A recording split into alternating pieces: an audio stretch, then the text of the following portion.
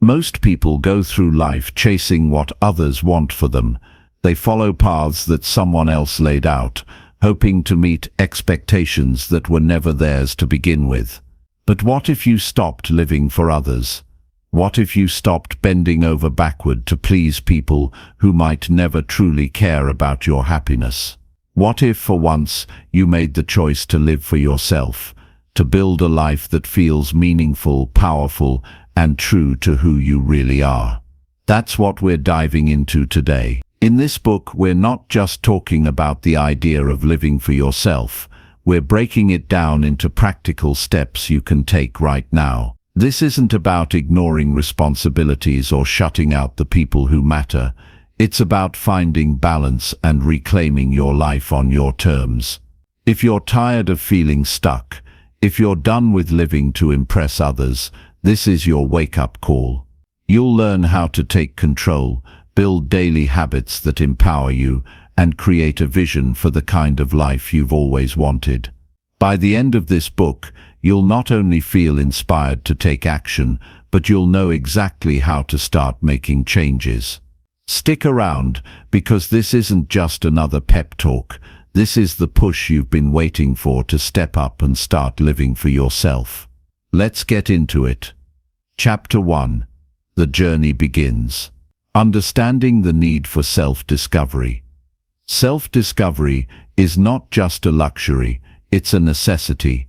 It is the foundation upon which everything else in your life should be built. Without understanding who you are, your life will always feel like a half-painted canvas, waiting for the missing strokes to give it meaning. Self-discovery is not a quick fix or a one-time event. It's a lifelong journey of uncovering the true essence of who you are, your values, your purpose, and your desires. Many people live their lives without ever asking themselves, "Who am I?" This question, while seemingly simple, holds the key to unlocking your potential. When you discover your true self, you create a strong sense of direction and purpose. You stop living for the expectations of others and start living for yourself. This journey will teach you how to define your own happiness, not based on societal standards or the approval of others, but on what truly brings you joy, fulfillment, and peace. In a world that constantly demands more from you, more time, more effort, more productivity, self-discovery becomes even more critical. It's easy to get swept up in the noise of life, to follow the crowd and let external pressures dictate your decisions. But when you take the time to focus inward, you can break free from these constraints. You can create a life that is truly yours, one where your actions, your values, and your mindset are in alignment with your deepest desires. The journey to self-discovery often starts with discomfort. It can be unsettling to look at yourself honestly and realize you don't know as much about yourself as you thought. But this is where growth begins. Embrace the discomfort. This is your opportunity to learn, to grow, and to build a stronger, more resilient version of yourself. The societal pressures of seeking validation from others. We live in a society that places a high value on external validation.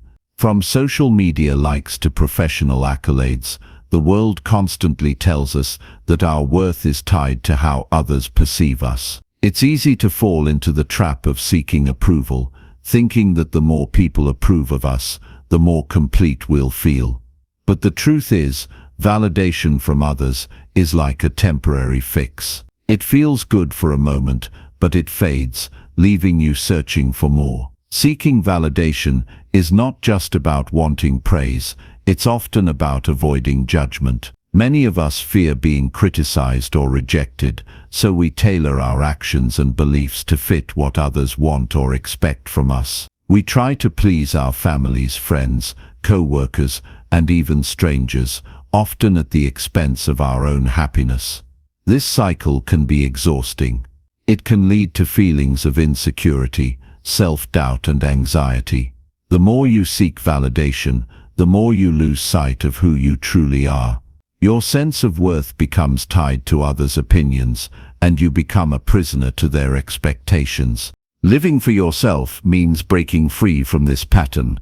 It means understanding that your value doesn't depend on anyone's approval except your own. When you stop seeking validation, you stop living in fear. You stop trying to please everyone and start focusing on what genuinely matters to you. Personal stories of dependency and its impact on happiness. I've met many people in my life who've struggled with the need for validation. I recall one individual who for years sacrificed his own happiness to meet the expectations of his family. He had always dreamed of becoming an artist, but his parents, who had a more traditional view of success, constantly pushed him toward a stable career in law. Every time he picked up a paintbrush, he felt a sense of guilt. His true passion was being smothered by the weight of others' approval. For years he lived in a state of quiet frustration, suppressing his desires and pretending to be content with a career he didn't love. He was successful by societal standards. He had a great job, a steady income, and the respect of his peers, but he wasn't happy. His life felt like a performance. He was acting, playing the role of someone he wasn't. Every day felt like a small death, a slow fading of his true self. It wasn't until he took the bold step to confront his fear of rejection and pursue his passion for art that things began to change. He faced the fear of disappointing his family and friends, but in doing so, he started to find joy and fulfillment. It wasn't an easy journey, but it was necessary. He had to learn to live for himself, to stop relying on external validation to feel worthy. This is a story that's not unique. Many of us are living in a similar way, trying to meet others' expectations at the cost of our own happiness. But here's the thing, true happiness comes when you learn to live for yourself, when you learn to make decisions that align with your values, not someone else's. As you begin your own journey of self-discovery, ask yourself, what have I been doing because I felt I had to, rather than because I wanted to? How much of my life has been shaped by what others expect from me? These are tough questions, but they are necessary for growth. You'll uncover truths about yourself that may be difficult to face, but they'll lead you to a deeper understanding of who you really are and what you truly want from life. The journey to living for yourself is not easy, but it's worth every step. It requires courage, honesty, and the willingness to challenge long-held beliefs. It's about reclaiming your life and living authentically, and that in itself is the greatest form of freedom. Chapter 2. Embracing your individuality. The moment you start embracing your true individuality is the moment you unlock your greatest potential. For far too long, we've been taught to fit into molds, to conform to societal expectations, and to be one of the crowd. But here's the hard truth. You were never meant to blend in. You were born to stand out, to carve your own path, and to live life on your own terms. When you embrace your uniqueness, you stop trying to be someone you're not, and start living in alignment with who you truly are. It's easy to get lost in the noise, isn't it? Everywhere you look, someone else is telling you how to live, what to wear, what to believe, and even how to feel. But at some point, you have to ask yourself, what do I really want? What makes me truly happy? When was the last time you stopped trying to please others and asked yourself, what do I need to be the best version of me? I get it. It's hard to break away from the pressure to conform. We live in a world where being normal is celebrated, where fitting in is the ultimate goal. But in the process of trying to fit into other people's expectations, we lose sight of who we really are. We stop being ourselves and start becoming versions of what others want us to be. And let me tell you something, when you live like that, you're not living at all, you're just existing. So how do you stop living for others and start living for yourself? It starts with embracing your individuality. It starts with understanding that your uniqueness is your greatest asset. The things that make you different, whether it's the way you think, the way you look, or the way you approach life, are the things that will set you apart and lead you to true fulfillment. But in order to fully embrace your individuality, you first have to recognize it. Think about it for a second. How often do you compare yourself to others? How often do you measure your worth by someone else's standards? It's a habit that's easy to fall into, especially when social media constantly bombards us with images of what we should be. But the truth is, comparison only holds you back. The only person you should ever compare yourself to is the person you were yesterday. The only standard you should live by is your own. Here's the thing, when you start to embrace who you truly are, you'll realize that you're already enough.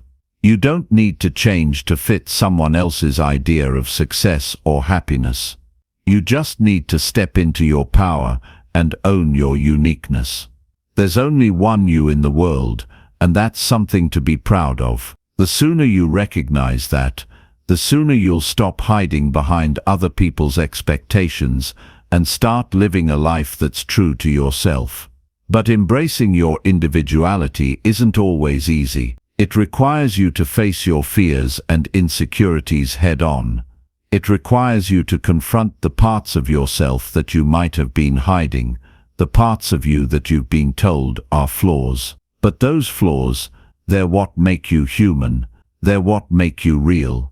And when you stop running from them and start accepting them, you'll start to see how powerful they can be. I remember a time in my life when I was terrified to be myself. I was constantly worried about how others saw me. I thought if I just acted like everyone else, I would be accepted, and that would somehow make me happy. But the more I tried to fit in, the more miserable I became. I was living a life that wasn't my own, and deep down I knew it. It wasn't until I started to embrace my own individuality that things started to change. It was a slow process, but little by little, I began to let go of the need for external validation. I stopped worrying about what other people thought of me and started focusing on what made me feel alive. I began to honor my own values and passions, even if they didn't align with what society told me I should be doing. And you know what? That's when I started to feel truly free. Embracing your individuality is not just about doing what you want, it's about being unapologetically you. It's about knowing that the things that make you different are the things that make you valuable. Whether it's your quirky sense of humor, your unique perspective on life, or your passion for something that others might not understand, it's all part of what makes you who you are. And when you start embracing that, you'll find that the world opens up to you in ways you never imagined. But how do you start? It begins with self-reflection. You need to take the time to really think about who you are and what matters to you. What are your values? What are your passions? What makes you feel alive? These are the questions that will help you connect with your true self. And as you reflect, don't be afraid to dig deep. You might uncover things about yourself that you didn't even know existed, and that's okay. It's all part of the process. You also need to start letting go of the idea that you need anyone else's approval. The truth is, people will always have opinions about you.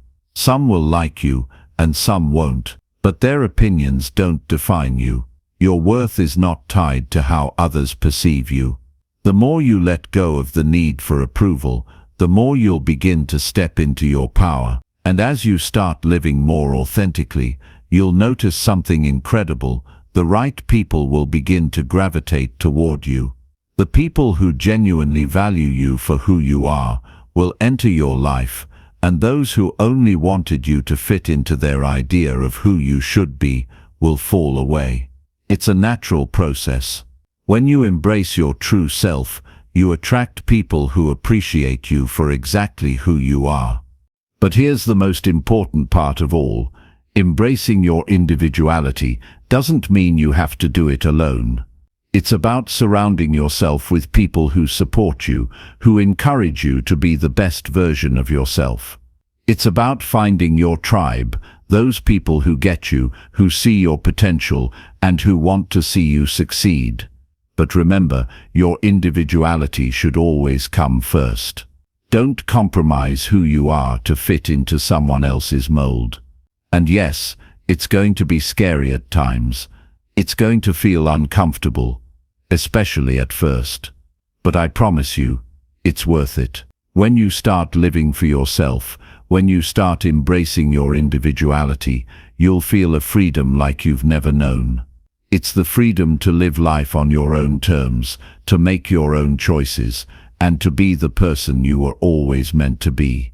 So I challenge you to take the first step today. Look in the mirror and ask yourself, who am I really? What do I want out of life? What makes me unique? And how can I celebrate that? Embrace those answers. Embrace the parts of you that you've been hiding.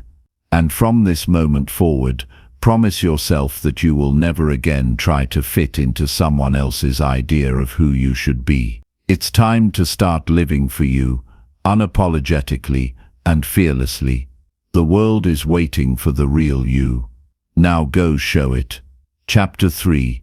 The Power of Self-Reflection. Self-reflection is one of the most powerful tools you have at your disposal, but it's also one of the most overlooked. In the chaos of our daily lives, we rarely take the time to truly pause, look inward, and honestly ask ourselves, what's really going on inside my mind and heart? We're so focused on external distractions, on the next task, the next goal, or the next thing we have to do, that we forget to check in with ourselves. But if you want to truly understand who you are, if you want to grow and evolve in a meaningful way, it's essential to carve out time for self-reflection. When we talk about self-reflection, we're not just talking about looking back on the day or casually pondering our actions. We're talking about a deep, honest examination of your thoughts, feelings, and behaviors. It's about asking yourself the tough questions and really being willing to listen to the answers. It's about peeling back the layers to uncover the truths you might be hiding from or avoiding. That kind of introspection can be uncomfortable, even painful at times, but it's also incredibly freeing. When you understand yourself on a deeper level, you can make more intentional decisions, set more meaningful goals, and ultimately live a more fulfilling life. The first step in self-reflection is simply creating the space for it. I know it sounds simple, but it's so easy to get caught up in the busyness of life that we never slow down. When was the last time you had an hour to yourself with nothing to do, no distractions, no obligations? For most of us, the answer is probably not recently enough. Life moves fast, and it often feels like there's always something pulling at your attention. But if you don't make time to check in with yourself, you'll never truly understand what you want or need. You'll just be going through the motions. It can be helpful to set aside time each day for self-reflection, whether it's in the morning before your day gets hectic, or in the evening when everything is winding down. This could be 10 minutes or an hour, depending on what works for you, but the key is consistency. It's not about doing it once and expecting instant results. Self-reflection is a practice that requires patience and commitment. It's about showing up for yourself every single day, even when you don't feel like it. It's in these quiet moments of solitude that the real work begins. One of the most effective tools for self-reflection is journaling. I can't tell you how many times I've sat down with a blank page and just let my thoughts flow. Journaling allows you to get your thoughts out of your head and onto paper, where you can view them objectively. It's amazing how often the act of writing can help you see things more clearly. If you're feeling stuck or confused, just start writing. Write about how you're feeling in that moment, what's been bothering you, what you're grateful for, or even what you're afraid of. It doesn't matter if it makes sense or if it sounds good. The point is to be honest with yourself and let your thoughts take shape on the page. Sometimes when I journal, I ask myself specific questions. I'll write, what do I really want in life? Or what am I avoiding? Or why do I feel this way? These questions might seem simple, but they can lead to profound insights. And don't rush the process. Take your time to think about each question and let the answers come to you. Sometimes the most meaningful revelations don't come right away. It might take a few days of journaling to get to the core of what's really going on, but that's okay. The key is to keep asking yourself the right questions and be open to whatever comes up. Another powerful tool for self-reflection is meditation. I know, some people hear the word meditation and immediately picture sitting cross-legged for hours in complete silence. But meditation doesn't have to be this intimidating, high-level practice. It can be as simple as taking a few minutes each day to sit quietly and focus on your breath. It's about clearing your mind, calming your nervous system, and creating space to connect with yourself on a deeper level. When you meditate, you start to become more aware of your thoughts and feelings without judgment. You begin to notice patterns in your thinking, how often your mind races, or how certain emotions come up in response to certain situations. Over time, this increased awareness helps you gain more control over your thoughts and actions. You start to respond to life's challenges with more clarity, calm, and intention, rather than reacting out of habit or impulse. But here's the thing about self-reflection. It's not just about understanding your thoughts and feelings in the moment. It's about recognizing patterns in your behavior and how they impact your life. What's really driving your actions? What's motivating you to do the things you do? Are you chasing after approval or validation from others? Are you holding on to past hurts or fears that no longer serve you? Are you repeating the same mistakes over and over again because you haven't taken the time to learn from them? When you start to recognize these patterns, you gain the power to change them. You begin to understand the root causes of your habits and behaviors, which allows you to take intentional action to break free from them. If you've been stuck in a negative cycle, self-reflection helps you identify the thoughts and beliefs that are keeping you there. And when you can see the problem clearly, you can begin to make different choices that align with the person you want to become. Self-reflection also allows you to build emotional intelligence. It's not just about knowing what you're thinking, but also understanding how you're feeling. So often we suppress our emotions because we don't know how to process them, or we're afraid of what they might reveal. But when you take the time to reflect on your emotions, you give yourself the opportunity to understand them better. Why are you feeling anxious? What's behind that anger? What's fueling your sadness? These questions help you peel back the layers and get to the root of your emotions, which is the first step in managing them more effectively. By building emotional intelligence, you also become better at empathizing with others. You start to see that everyone has their own internal struggles, their own challenges, and their own fears. And when you can understand your own emotions, you develop a greater capacity to understand and support those around you. You become more compassionate, more patient, and more connected to the people in your life. But self-reflection isn't always easy. It's not always comfortable to confront your thoughts, feelings, and behaviors, especially when they're not aligned with the person you want to be. It can be uncomfortable to acknowledge your shortcomings or face the things you'd rather not deal with. But here's the truth. That discomfort is a sign of growth. It's a sign that you're doing the hard work of becoming the best version of yourself. When you start the practice of self-reflection, you might feel overwhelmed by all the things you uncover, but don't let that discourage you. Take it one step at a time. You don't have to fix everything at once. The key is to keep showing up, to keep asking the tough questions, and to keep moving forward with intention. As you reflect, you'll find that you gain a deeper sense of clarity and purpose. You'll understand yourself better, make better decisions, and feel more confident in the direction you're heading. Self-reflection gives you the power to shape your life, rather than letting life shape you.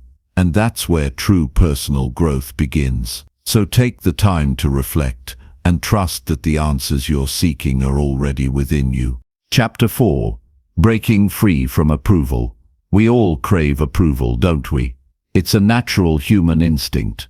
From the moment we're born, we start seeking validation, whether it's from our parents, friends, co-workers, or society as a whole. We want to feel seen, heard, and appreciated. We want to know that we're doing the right thing, that we're good enough, and that we matter. And there's nothing wrong with wanting to feel valued. The problem arises when that need for approval becomes the driving force behind everything we do. Think about the last time you made a decision. What motivated it? Was it because you genuinely wanted to do it, or was it because you wanted someone else to approve of it? It's easy to get caught up in this cycle of seeking approval because it feels safe. When you know that people are applauding you, you feel like you're on the right track. But what happens when the applause stops? What happens when you stop getting the validation you crave? The truth is, if you're constantly seeking approval from others, you're handing over your power. You're letting someone else dictate your worth. This need for approval can show up in all sorts of ways. Maybe you avoid saying what you truly think because you're afraid of rocking the boat. Maybe you go along with what everyone else is doing, even if it doesn't align with your values, just to fit in. Or maybe you overwork yourself, pushing beyond your limits, all in the name of impressing others. The problem with all of this is that it's exhausting. It's draining to live your life constantly trying to live up to someone else's expectations. And in the end, you're left feeling empty because you're not living for yourself, you're living for them. The first step in breaking free from this cycle is recognizing it. You have to admit to yourself that you've been living for others. You've been putting their approval above your own happiness, above your own desires, and above your own needs. This realization can be tough, but it's necessary. It's only when you see how much of your life has been shaped by the need for validation that you can begin to make a change. And that change starts with shifting your focus from seeking approval to seeking self-acceptance. Self-acceptance is the key to breaking free from the approval trap. It means embracing who you are, flaws and all, without needing anyone else's permission or praise. It's about knowing that you are enough, just as you are. It's about owning your mistakes, your imperfections, and your uniqueness without feeling the need to apologize for them. When you can accept yourself fully, you stop seeking validation from others. You start to realize that you don't need anyone else's approval to feel good about yourself. Now, this doesn't mean that you should stop caring about what others think altogether. We're all human, and we all want to feel appreciated and valued.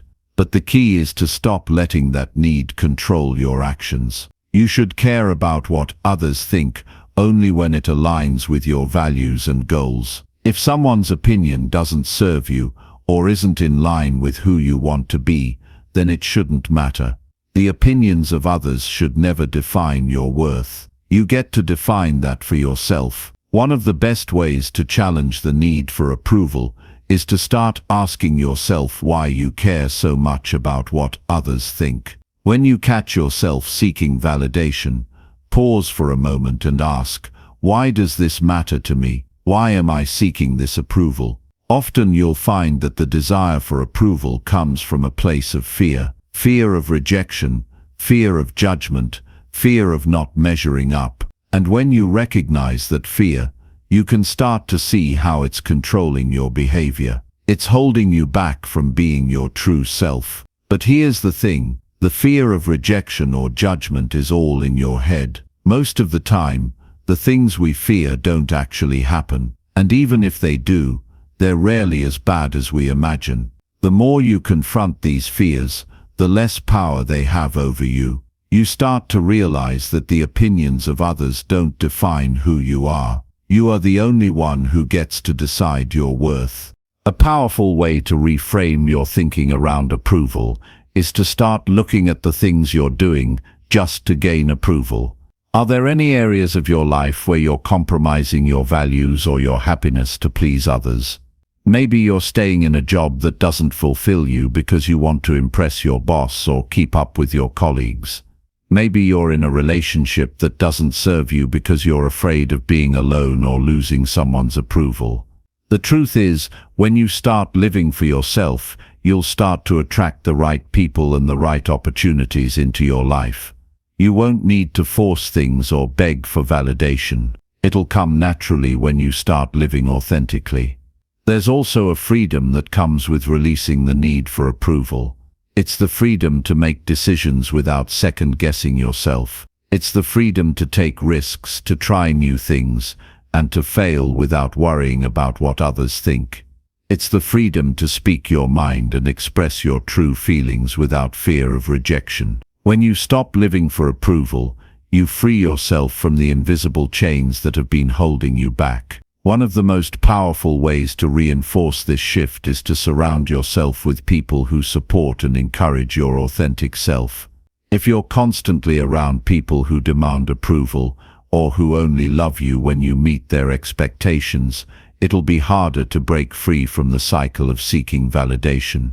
But when you surround yourself with people who accept you as you are, people who encourage your growth, your individuality and your authenticity, you'll start to believe in your own worth. These are the people who will lift you up, not because you're doing everything right, but because they see the real you and appreciate you for it. Another powerful way to stop seeking approval is to start taking action on the things that matter to you, regardless of what others think. Often we hold back from doing the things that truly excite us or that feel right because we're afraid of how others will perceive us. But when you start taking action based on your own desires and values, you begin to build confidence. You start to see that you can trust yourself to make decisions that are in alignment with your true self. And with that confidence comes the realization that you don't need anyone's approval to move forward in life. Breaking free from the need for approval is a process. It takes time, effort, and self-compassion. But once you start down that path, you'll notice a shift. You'll feel lighter, more confident and more empowered to make decisions that align with your authentic self. And the more you practice living for yourself, the less you'll care about what others think. You'll realize that the only approval you truly need is your own. Chapter 5. The Art of Surrendering Control. Letting go of control is one of the hardest things we'll ever do. It feels like a paradox, doesn't it? We're told to take charge of our lives, to be in control of our destiny, to make things happen. And yet there's this deep truth that keeps calling out to us. Sometimes the more we try to control, the more out of control everything feels.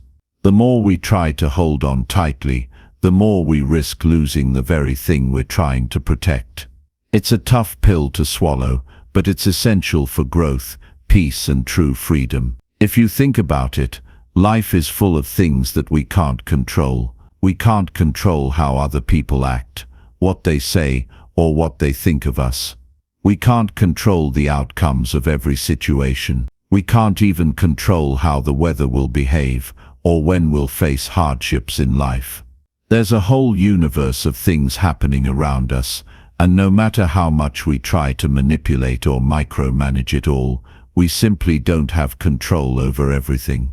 But here's the thing, that's okay. In fact, it's more than okay, it's liberating. The need to control everything can drive us crazy.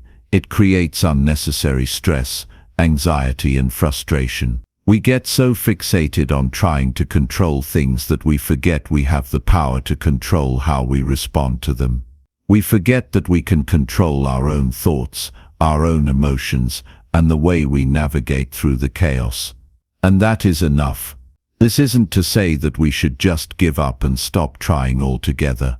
Of course, we should work hard to achieve our goals, to plan, and to strive for the best outcomes. But there's a difference between working towards something and obsessively trying to control every tiny detail of how it unfolds. Sometimes the hardest part of moving forward is simply accepting that we can't control everything and learning to surrender to the process. Let's be honest, we all have a tendency to want things our way. We make plans, set goals, and lay out our strategies, and that's good. We need those things. But life rarely follows our exact blueprint. There are always twists, turns, and unexpected detours, and it's easy to feel lost or defeated when things don't go according to plan. But here's the truth. Those detours are often where we find the growth, the lessons, and the opportunities that we would have missed if everything had gone perfectly. It's like trying to control the flow of a river. The more you try to force it to go in one direction, the more it resists. But when you let go of the need to control the river and simply let it flow, you realize that it knows where it's going. You're not fighting against it anymore. You're learning to move with it. This isn't about giving up or becoming passive. It's about letting go of the unrealistic expectation that we can bend everything to our will. And when we do that, we free ourselves to experience life as it comes, rather than constantly battling against it. When you stop trying to control everything, you create space for peace. You begin to understand that the world will keep turning with or without your constant input.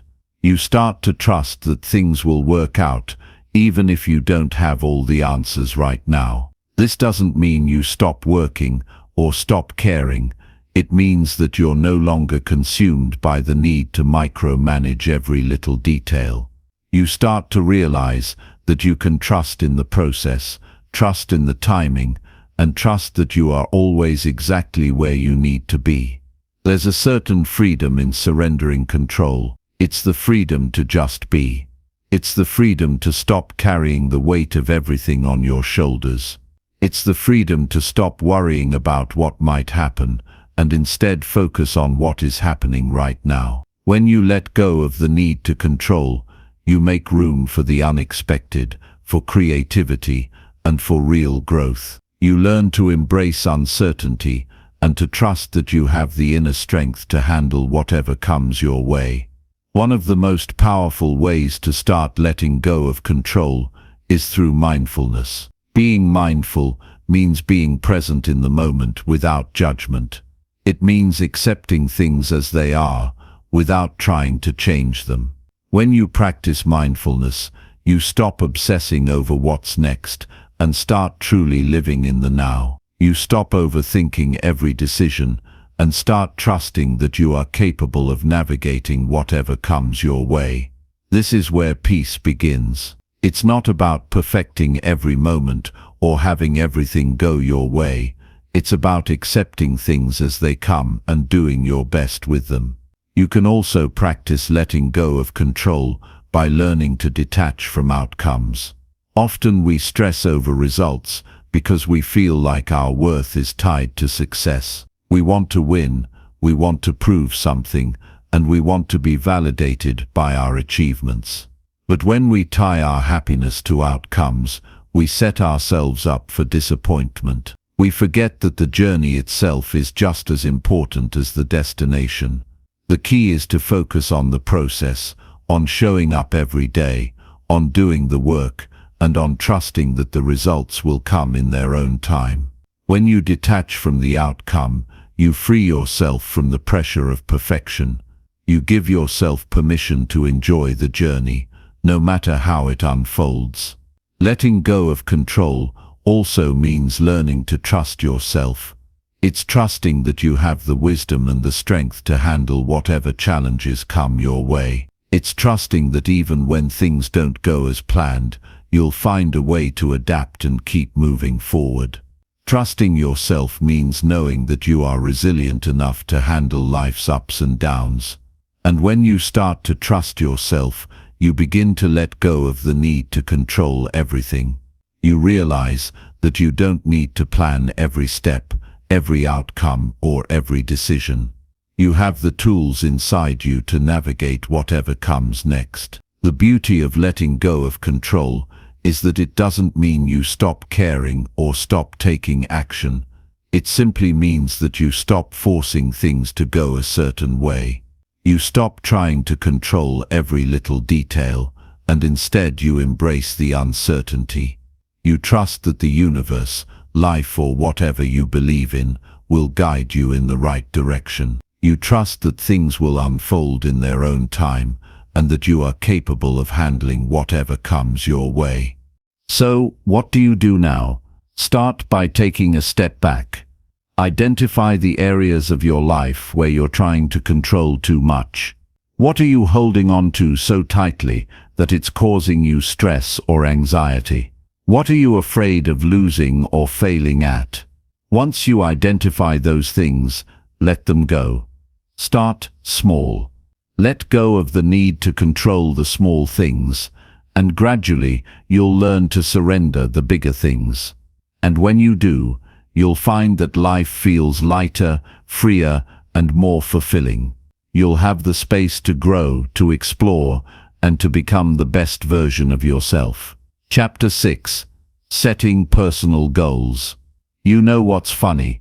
We spend so much of our time looking for motivation, hoping for that perfect spark that will light the fire inside us.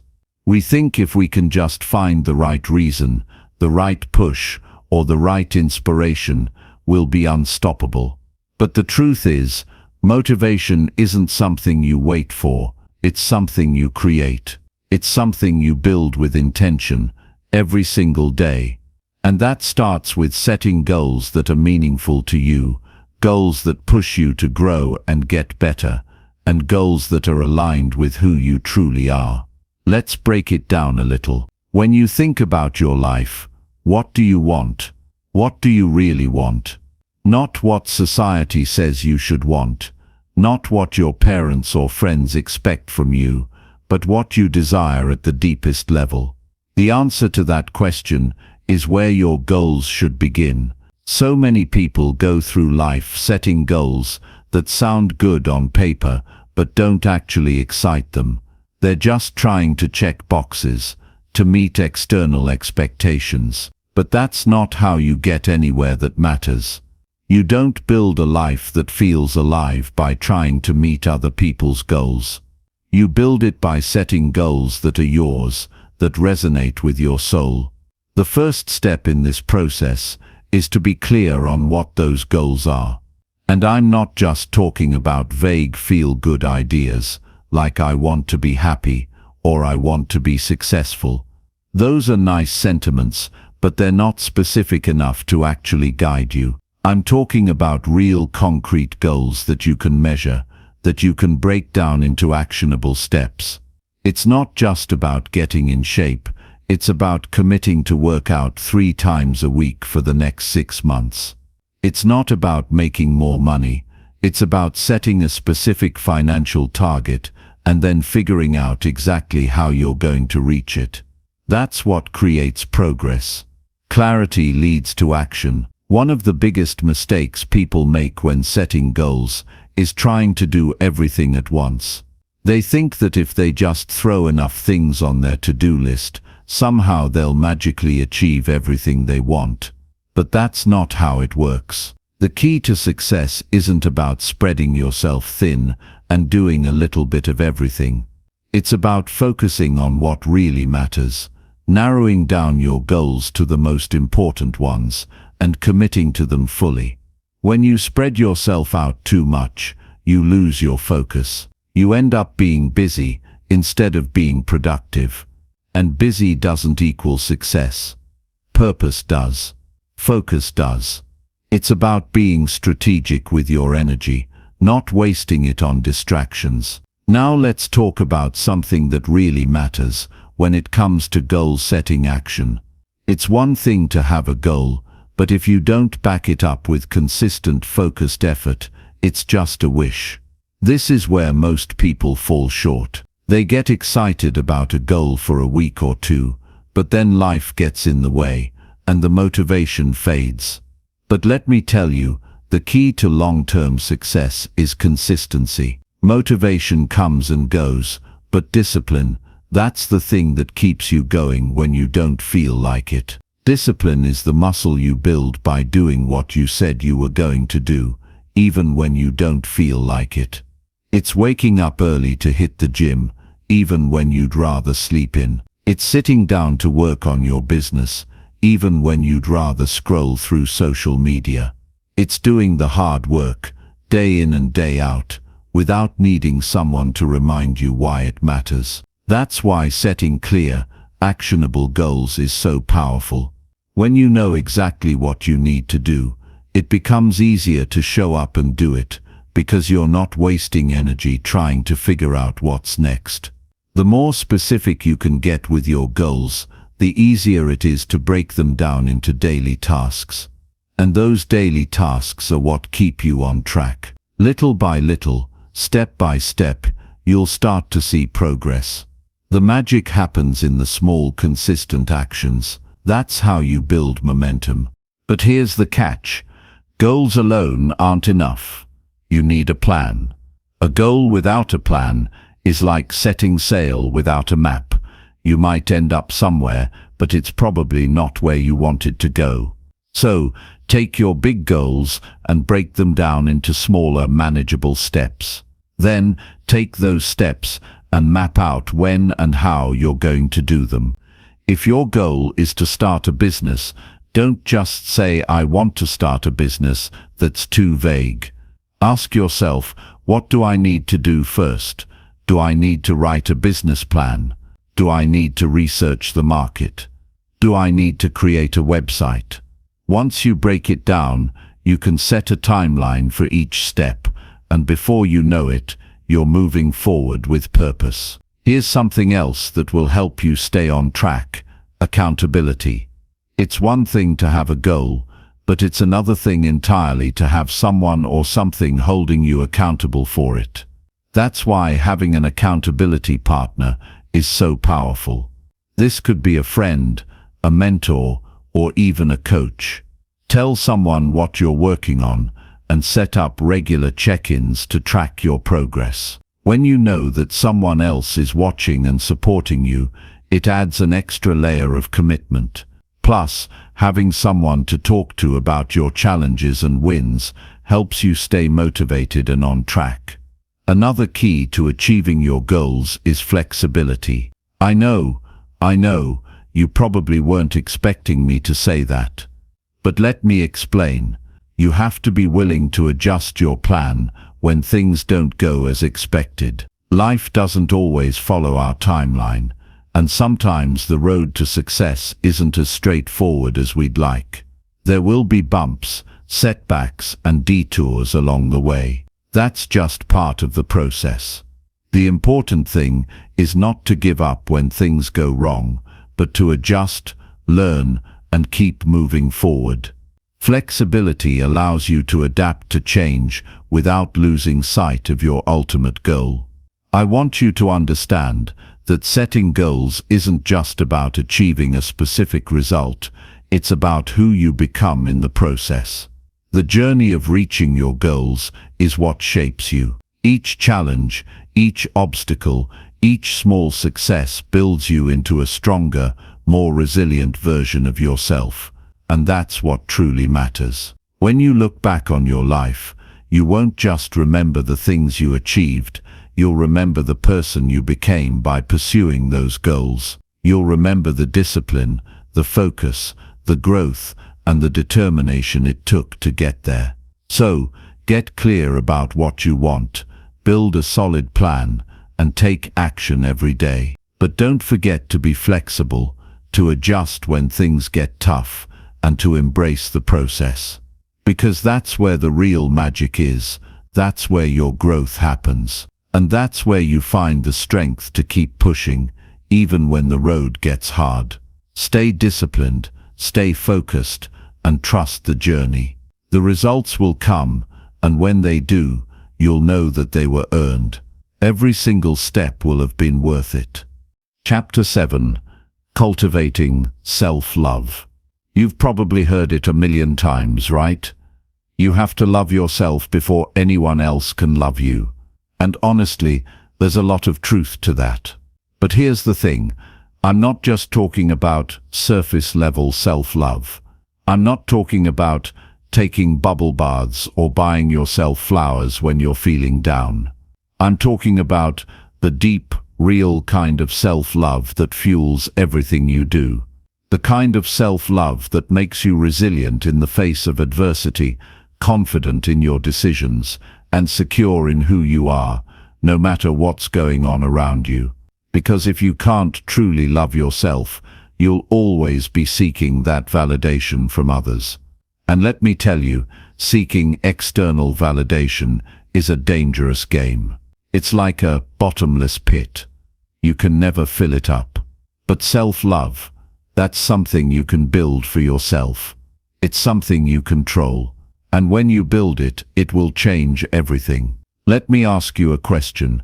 How often do you really take a moment to appreciate yourself? How often do you stop and acknowledge the incredible things you've done, the strength you've shown, the progress you've made? We're all so busy, constantly chasing the next goal or trying to fix our flaws, that we forget to take a step back and recognize just how far we've come. Self-love is about recognizing your own worth without needing anyone else to tell you. It's about looking in the mirror and not just seeing the flaws or the mistakes, but seeing the person who has fought through difficult times, who has kept going even when it felt impossible. When was the last time you gave yourself credit for that? Now, let's be real here. Self-love isn't always easy. It's not some magical feeling that just appears overnight. It's a practice. It's a daily choice.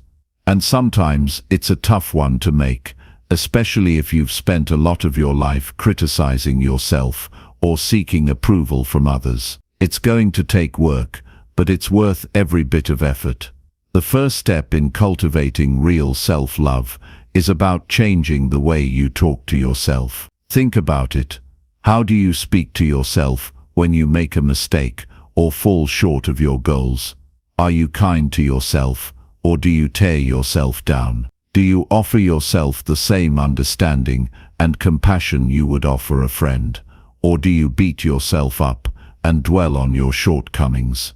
This is where the magic begins. Because the way you speak to yourself matters. Your thoughts shape your reality. And if you're constantly telling yourself that you're not good enough, that you'll never succeed, or that you're unworthy of love and success, then guess what? You're going to start believing it. But if you can learn to replace that negative self-talk with kindness, encouragement, and affirmations of your worth, everything will start to shift. When you make a mistake, instead of telling yourself that you're a failure, remind yourself that mistakes are part of growth, that they don't define who you are. And when you achieve something, even the small victories, take a moment to acknowledge it and say, I did that. I'm proud of myself. This simple act of self-recognition is an important step toward building lasting self-love. Self-love is also about taking care of your physical, emotional, and mental well-being. It's about treating yourself with the same respect and care that you would show to someone you love deeply. Do you take time to rest when you need it? Do you nourish your body with healthy food and exercise? Do you give yourself permission to relax and recharge when you're feeling burnt out? Too many of us neglect our own needs because we're so focused on everything and everyone else. But you can't pour from an empty cup. If you don't prioritize your own well-being, you'll never have the energy or the clarity to show up as your best self for others, or to pursue your goals with full force. When you start taking better care of yourself, physically and mentally, you're making a statement to the world and to yourself that you're worthy of love and respect, that you deserve to feel good in your own skin, to have peace of mind, and to live a life that aligns with your values. It's about setting boundaries with others and with yourself, making sure that you protect your energy and your time. Self-love is about being kind to yourself, but it's also about being strong enough to say no when you need to avoid toxic situations and relationships, and to stand up for what you need in order to thrive. Another critical aspect of self-love is forgiveness. I know it's easy to say and hard to do, but holding on to past mistakes, past hurts, or past regrets is like carrying around a weight that slows you down and keeps you stuck. When you forgive yourself, you release that burden. You give yourself the freedom to move forward without being constantly weighed down by the past. And you deserve that freedom. You're not perfect. None of us are. We all make mistakes. But those mistakes don't define us. They're just part of the journey. The key is to learn from them, forgive yourself, and then let them go. The more you practice self-forgiveness, the lighter you'll feel, and the more room you'll make for self-love to grow. Another way to cultivate self-love is by surrounding yourself with people who support you, people who lift you up rather than bring you down. You're the average of the people you spend the most time with. So ask yourself, do the people in your life make you feel good about yourself? Do they encourage you to be your best, to grow, and to pursue your dreams? Or do they make you feel small, doubting your worth or abilities? You have the power to choose who you allow into your life. And choosing to surround yourself with positive, uplifting people is a huge act of self-love.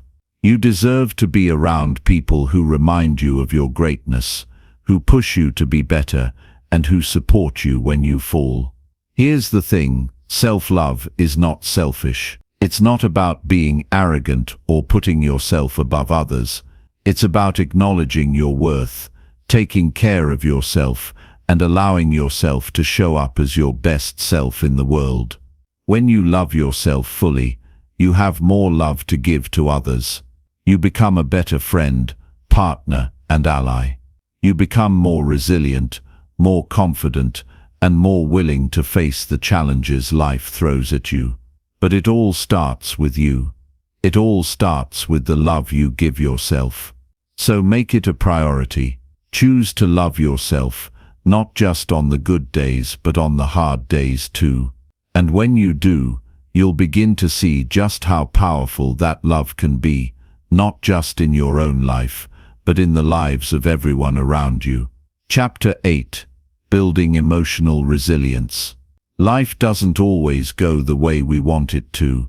It throws challenges at us, and sometimes it feels like we're being tested to our limits. But what if I told you that the very thing that makes you stronger is the ability to bounce back from those challenges? That's resilience. It's the ability to face adversity, take the hit, and keep going.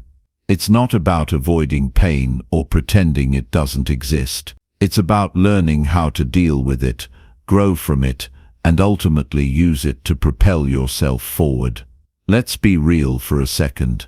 Everyone goes through tough times. You're going to face disappointment, heartbreak, failure, and loss. It's inevitable. But what separates those who thrive from those who stay stuck is how they handle those situations. It's easy to stay down when life knocks you down. It's tempting to stay in bed, shut the world out, and feel sorry for yourself. But that's not how you grow. That's not how you build emotional strength. If you want to develop resilience, you've got to learn to get back up, even when you don't feel like it. One of the first things to understand about emotional resilience is that it starts with perspective. How you see the situation matters. When something goes wrong, when things don't go the way you hoped, the natural instinct is to feel defeated. But what if you saw those setbacks as opportunities for growth instead? What if every challenge was a lesson in disguise, something that could teach you more about yourself and the world around you? It might sound like a stretch, but hear me out. Our perspective on hardship can either trap us in a cycle of self-pity, or it can open us up to a new way of thinking. I know it's not always easy to see the lesson in the middle of pain, but it's important to remind yourself that your response is what truly matters. I've been there. I've faced moments when everything seemed impossible. There were days when I wanted to quit, when I doubted myself, when I felt like the weight of the world was too much to carry. But the turning point came when I realized that I had a choice. I could either let my circumstances define me, or I could choose to define myself by how I handled them. That shift in perspective is the key to emotional resilience. The next thing to remember is that emotional resilience doesn't mean you have to be tough all the time. It's not about shutting down your emotions or pretending that you're fine when you're not. Resilience isn't about suppressing your feelings, it's about allowing yourself to feel them and then moving through them. When you experience pain, sadness, or disappointment, it's okay to feel those things. It's okay to cry, to grieve, to be angry, to be frustrated. These emotions are valid. They're part of the human experience. But what separates resilient people from others is their ability to feel those emotions, acknowledge them, and then take action to move forward. For a long time, I struggled with this. I thought that being strong meant never showing weakness, never allowing myself to be vulnerable. But in reality, vulnerability is a powerful tool for building resilience. When you allow yourself to feel what you feel without judgment, without trying to push it away, you give yourself the space to heal and grow. And when you start to heal, you start to build the emotional strength you need to keep going. This is a key part of emotional intelligence, the ability to recognize your emotions, understand where they're coming from, and use them to navigate through life, instead of letting them control you. Another essential aspect of resilience is your ability to adapt. Life is unpredictable, and you can't control everything. There are going to be times when things don't go according to plan, when the path you thought you were on suddenly shifts. And that's where resilience comes in, being able to adapt, to adjust your mindset, and to keep moving forward, even when things feel uncertain. The more flexible you are, the more you can roll with the punches. It's like trying to build a sandcastle during a storm. You can either watch it fall apart, or you can rebuild it. You can adapt to the changes and keep going, even when things feel out of your control. This doesn't mean you have to like change or embrace every challenge with open arms. It's okay to feel frustrated when things don't go the way you expected. But what resilient people understand is that resistance only keeps them stuck. When you fight against the changes, when you resist what's happening, you only add more stress and more difficulty to the situation. But when you embrace change, even if it's uncomfortable, you make space for growth. You learn to adapt, to evolve, and to become more flexible in your thinking. That's how resilience works. Resilience also involves a sense of self-awareness. The more you understand yourself, the more you're able to handle life's ups and downs. When you know your strengths and weaknesses, you can leverage your strengths to push through difficult times, and you can work on strengthening your weaknesses so that they don't hold you back. Self-awareness helps you recognize when you need help, when you need a break, and when you need to push yourself further. It's about knowing when to take action and when to rest, when to be patient with yourself, and when to challenge yourself to do better. When it comes to resilience, support is another huge factor. While it's important to be able to handle things on your own, emotional resilience is also about knowing when to reach out. You don't have to go through everything by yourself. Leaning on friends, family, or a support network doesn't make you weak, it makes you human. And sometimes asking for help is the bravest thing you can do. The people around you can offer you a different perspective, give you advice, or simply be there to listen when you need it. Being able to rely on others while still maintaining your own strength is a key component of resilience. One final thing about resilience is that it's not about avoiding failure, it's about embracing it. Failure is a part of life, and it's often where the biggest lessons are learned. The most resilient people are the ones who don't let failure stop them. They use it as fuel to keep going, to refine their approach, and to come back stronger. You don't learn from your successes, you learn from your mistakes. It's the failures, the struggles, the setbacks that teach you the most. And when you learn from them, you become more resilient, more capable, and more prepared for the next challenge. So, if you're facing something difficult right now, if you feel like you're stuck, or like you're never going to make it through, remember this: resilience isn't about being perfect. It's not about never feeling pain or fear. It's about learning how to face those emotions, how to rise up after each fall, and how to keep going even when it feels impossible. You have everything you need inside you to be resilient. It's just a matter of embracing your own strength, learning from the tough times, and continuing to move forward. The journey won't always be easy, but with resilience, you can face anything life throws your way. Chapter 9: Fostering Healthy Relationships. If you want to truly understand who you are, who you're meant to be, and what it takes to get there, you've got to look at the relationships in your life. Now, that doesn't mean just the obvious ones, the romantic partners, the family, the friends. Sure, those are important, but I'm talking about the entire spectrum of relationships you have with people, including the ones that challenge you, the ones that pull you down, and the ones that lift you up. Every relationship, good or bad, shapes the way you see yourself and the way you approach the world. And if you're serious about your own growth, then you need to start evaluating those relationships and understanding their impact on your life. Here's the thing: not all relationships are created equal. Some people are going to bring out the best in you. They're going to support you, encourage you, and inspire you to be better, to push harder, and to dream bigger. And then there are others who will drain you, criticize you, and make you question your worth.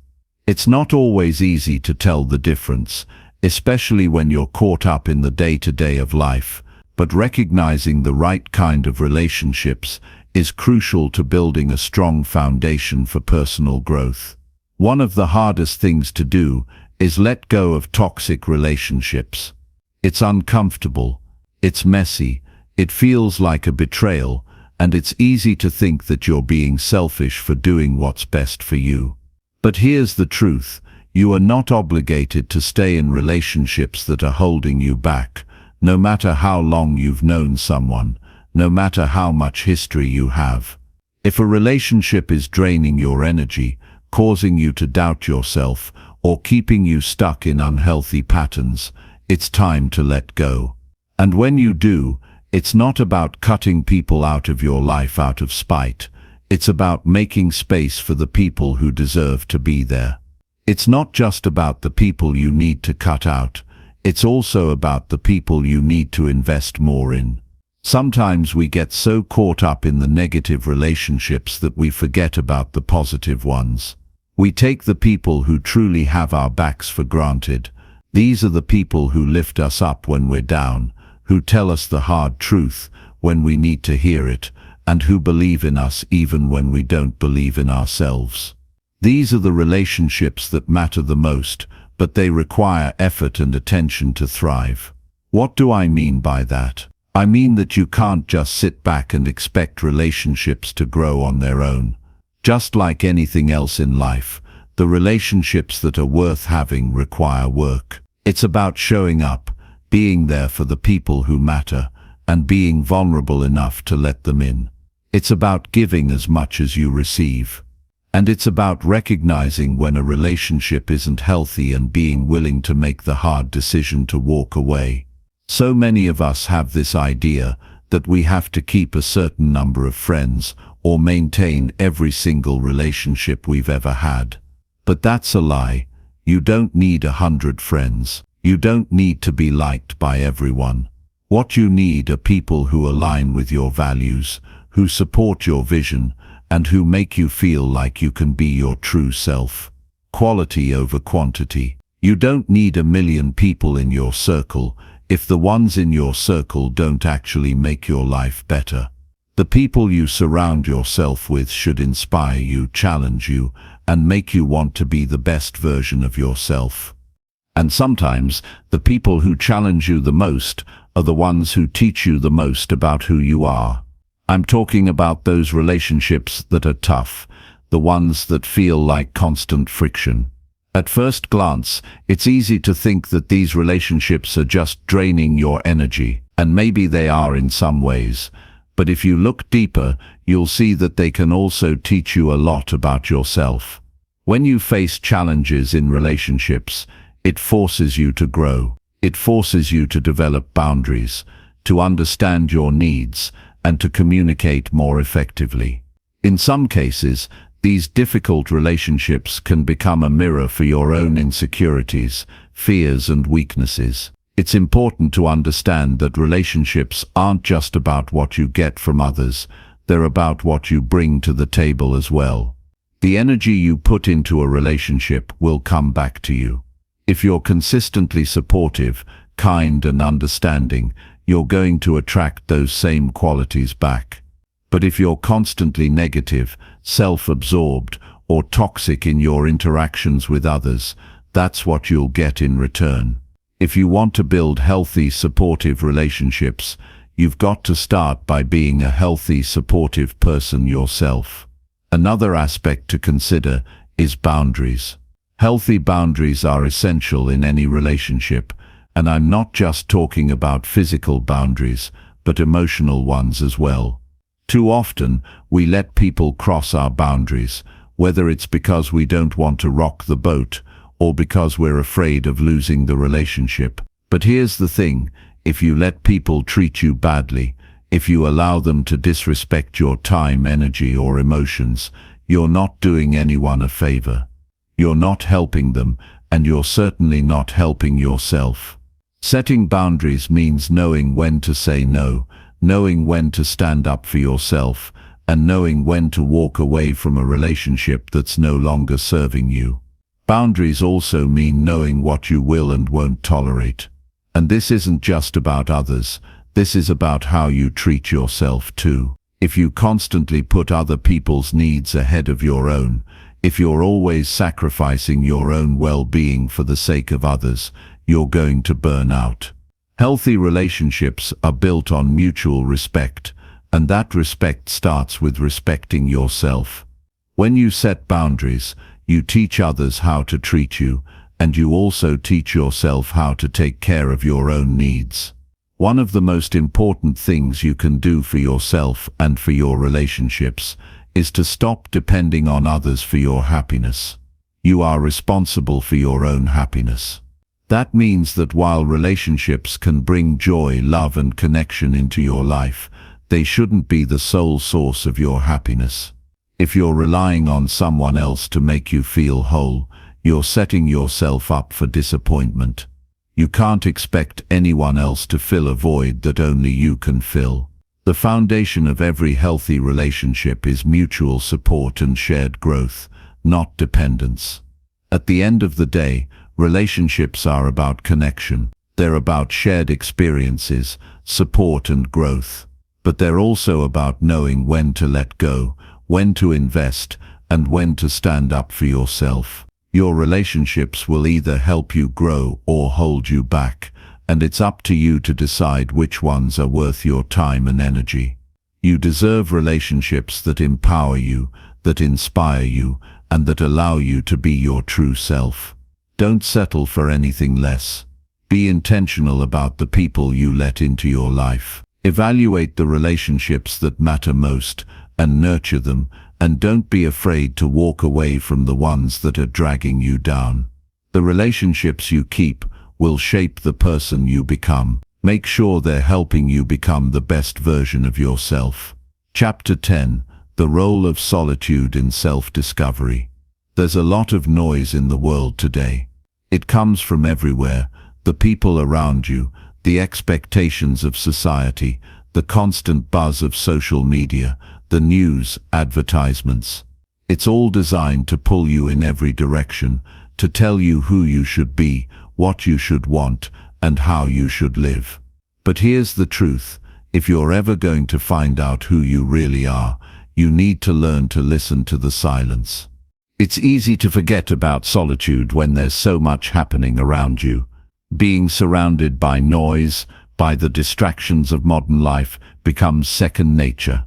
We're constantly connected, constantly on the go, always looking for something outside ourselves to fill the void. But it's in the quiet, in those moments when you're alone with your thoughts, that you'll find the answers you've been searching for. If you've never spent much time alone with yourself, it might feel uncomfortable at first. It's easy to think that being alone means being lonely, but that's a false narrative we've been fed. Solitude isn't about isolation or cutting yourself off from the world. It's about reconnecting with who you are beneath all the layers of expectation and influence. It's about taking the time to reflect, to listen to your inner voice, to get to know yourself on a deeper level. The first thing you have to understand is that being alone doesn't mean you're missing out on anything. In fact, it's often the opposite. When you're constantly surrounded by other people, you lose touch with what really matters to you. You get caught up in other people's opinions, other people's goals, other people's lives. And while there's nothing wrong with having a community, being part of something bigger than yourself, there's also a lot of power in being alone. You need time to recharge, to reset, and to think without distractions. If you've ever tried to meditate or sit quietly for a few minutes, you know how hard it can be. The mind is constantly racing, thinking about the things you have to do, the conversations you've had, the worries and the to-do lists that never seem to end. It feels like you can't escape it. But that's the whole point. Solitude is about learning to quiet that noise, to create space for your true thoughts and feelings to emerge. And it's not something that happens overnight. It takes practice, patience, and a willingness to sit with the discomfort of being alone with your own thoughts. When you give yourself the gift of solitude, you start to notice things you've never noticed before.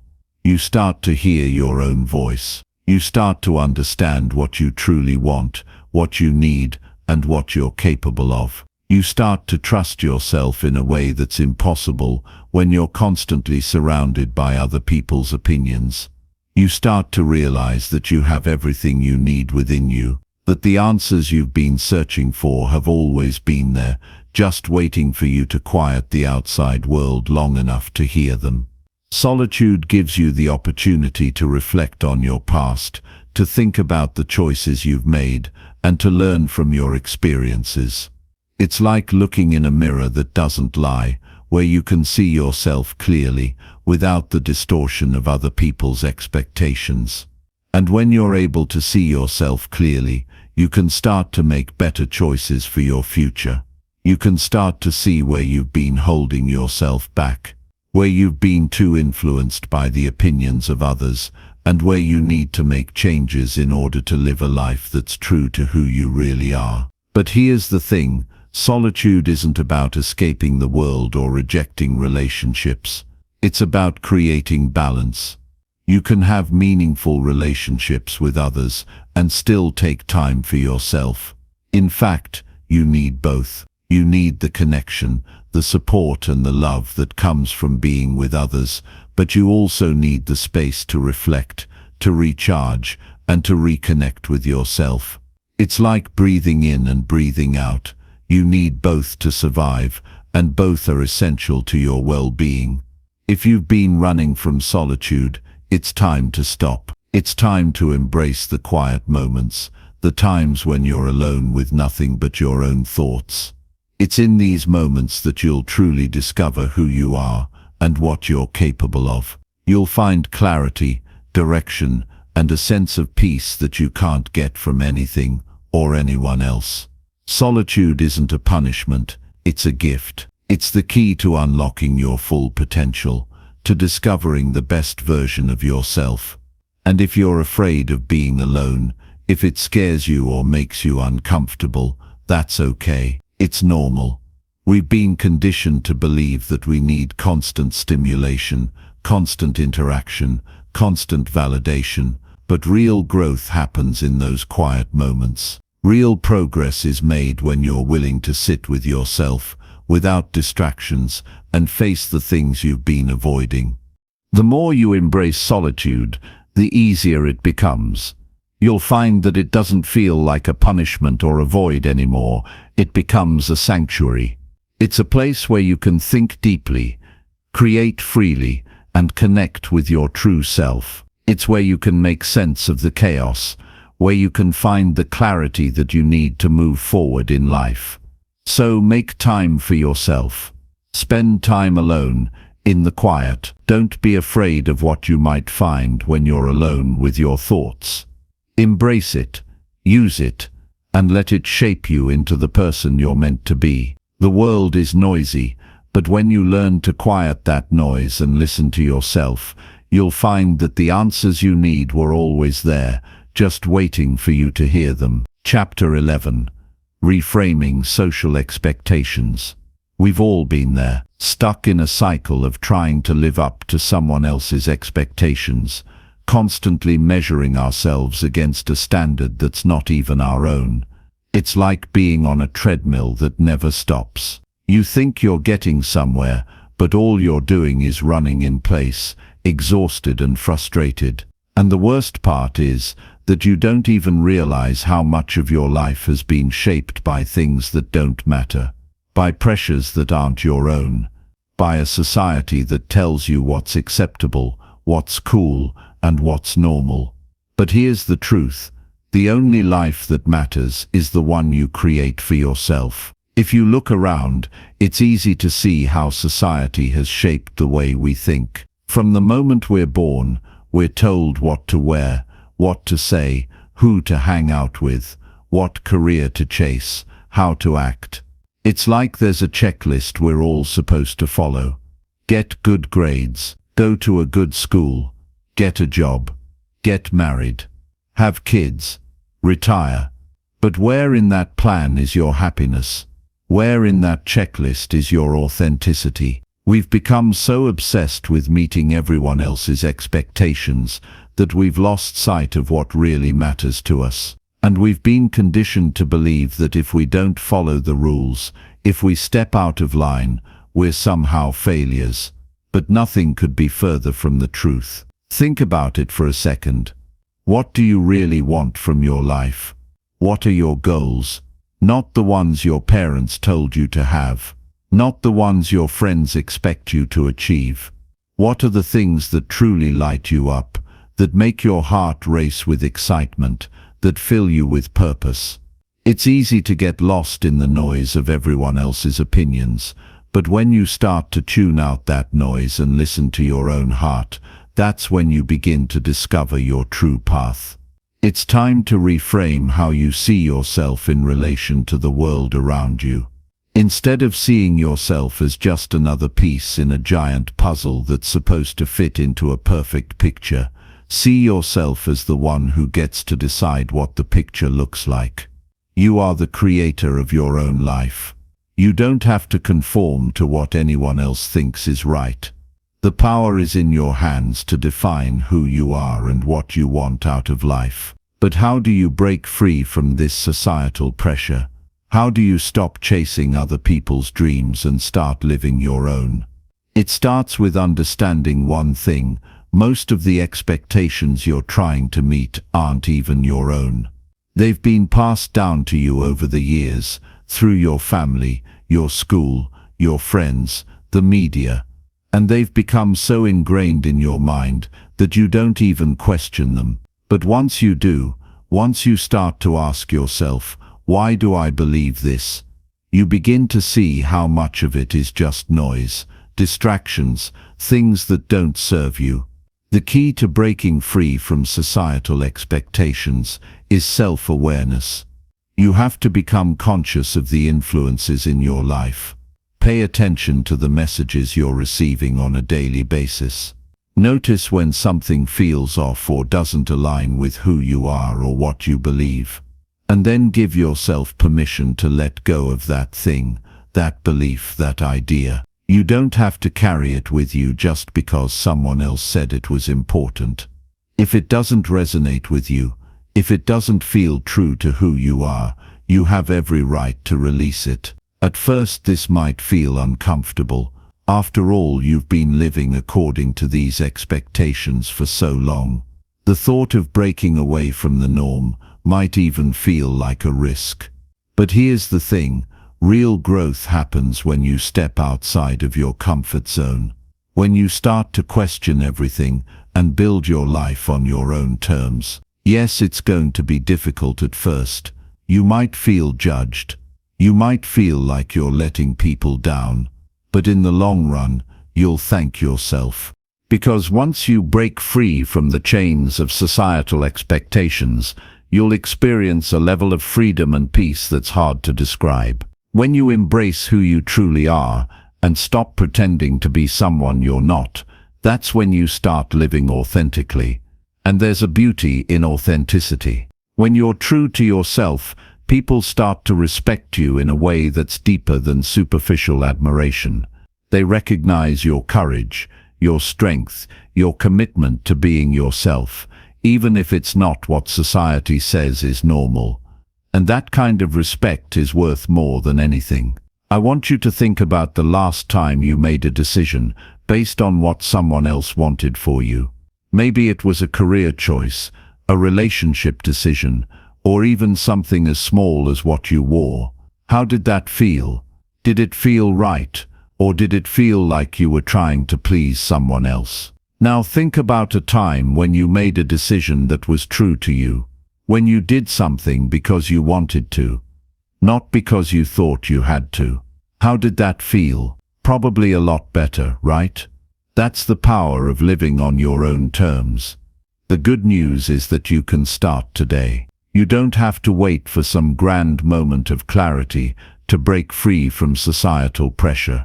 You can make the decision right now to start listening to your own voice and stop letting the world dictate how you should live. It won't be easy at first. There will be times when you feel uncertain, when you doubt yourself, when you're afraid of judgment. But trust me, the rewards are worth it.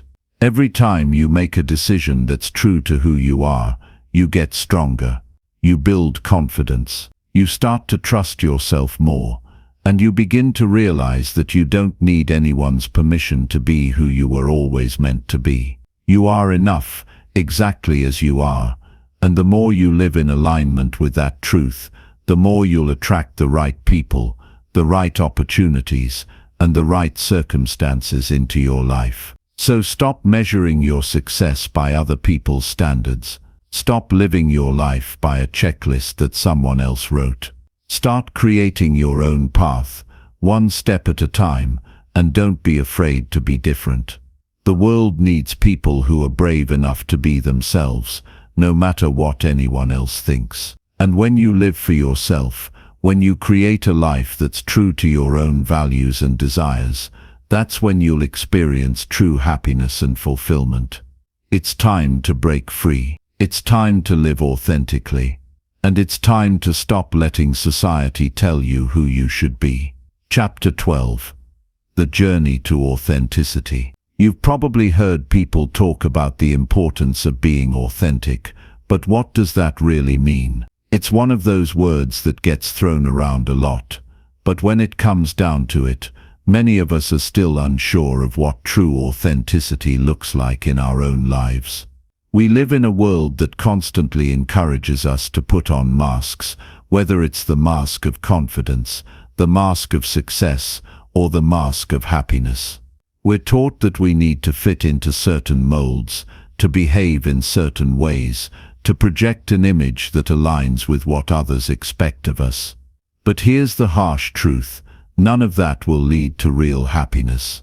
The only way to truly be happy and fulfilled in life is to be completely unapologetically, authentically you. It's hard to live authentically when the world is telling you who you should be. Everywhere you look, there are messages about what's cool, what's right, and what's successful. You see people with perfect lives on social media, driving fancy cars, wearing designer clothes, and it's easy to think that's the standard you should strive for. But here's the catch: those images you see aren't real. They're filtered, curated, and manipulated to create a fantasy. And when you start to compare yourself to that fantasy, you're setting yourself up for failure. You're measuring your worth against a version of reality that doesn't even exist. The truth is that living authentically isn't about looking perfect or fitting into a mold. It's about being honest with yourself and the world around you. It's about accepting who you are, flaws, quirks, and all, and not feeling the need to change or hide anything in order to meet someone else's expectations. It's about freeing yourself from the pressure to conform and instead embracing the freedom that comes with owning your true self. But this doesn't mean it's easy. Being authentic is hard because it requires vulnerability. It requires you to be honest with yourself and others, even when it's uncomfortable. And let's face it, vulnerability can feel like a weakness in a world that prizes strength, success, and perfection. But the truth is that vulnerability is actually one of your greatest strengths. It's what allows you to connect with other people on a deeper level. It's what makes you relatable. When you're willing to show up as your true self, without pretending or hiding behind a facade, you invite others to do the same. You create space for real, meaningful connections, and that's what makes life truly rich and fulfilling. The path to authenticity begins with self-awareness. You need to ask yourself some tough questions. Who am I, really? What do I want out of life? What do I care about? What makes me happy? For most of us, these questions aren't easy to answer because we've been so busy trying to meet the expectations of others that we've lost touch with who we are deep down. But if you want to live authentically, you have to take the time to reflect on these questions and get clear about your own values and desires. Start by looking inward. What are your core beliefs? What do you truly care about? Forget what your friends or family think you should care about for a moment. Forget what society tells you is important. This is about you. What lights you up? What gets you excited? What do you want to contribute to the world? These are the things that matter. These are the things that make you who you are. And when you live in alignment with your core values, you're able to walk through life with a sense of purpose and direction. You're not swayed by every opinion or external influence because you know exactly what you stand for. Next, you need to practice self-acceptance. This is where things get real. We all have flaws. We all have things about ourselves that we wish were different. But here's the kicker: your imperfections are what make you unique. They are part of your story, part of your journey. Embrace them. Don't hide from them. Stop trying to be someone you're not, just because you think that's what people want to see. The most powerful thing you can do is to be unapologetically you, flaws and all. The world doesn't need more perfect people. It needs more real people. People who are willing to be vulnerable, honest and authentic, regardless of their imperfections. When you start living authentically, you'll notice something incredible happening. You'll begin to attract the right people into your life. When you stop pretending to be something you're not, you create space for true connection. You'll start drawing in people who appreciate you for who you truly are, not the version of you that you've been pretending to be. And those are the relationships that matter. Those are the relationships that will lift you up, support you, and help you grow. But being authentic isn't just about how you relate to others. It's also about how you relate to yourself. It's about being honest with yourself about what you want and need, and not settling for anything less. It's about taking the time to nurture your own well-being, to listen to your body and your mind, and to make choices that align with your true self. So often, we push ourselves to the limit in pursuit of success, approval, or external validation, but we neglect the most important relationship of all, the relationship with ourselves. When you start living authentically, you begin to treat yourself with the same love, respect, and kindness that you would offer to a friend. You stop criticizing yourself for every little mistake, and instead, you focus on growth and progress. You embrace your failures as lessons, not as evidence of your inadequacy. You stop comparing yourself to others and start comparing yourself to the person you were yesterday. And with each day that you show up as your true self, you grow stronger, more confident, and more at peace with who you are. There's a sense of freedom that comes with living authentically. You stop worrying about what other people think of you. You stop trying to fit into someone else's mold. You stop seeking approval from external sources and start trusting your own instincts. You become your own biggest supporter, your own biggest cheerleader.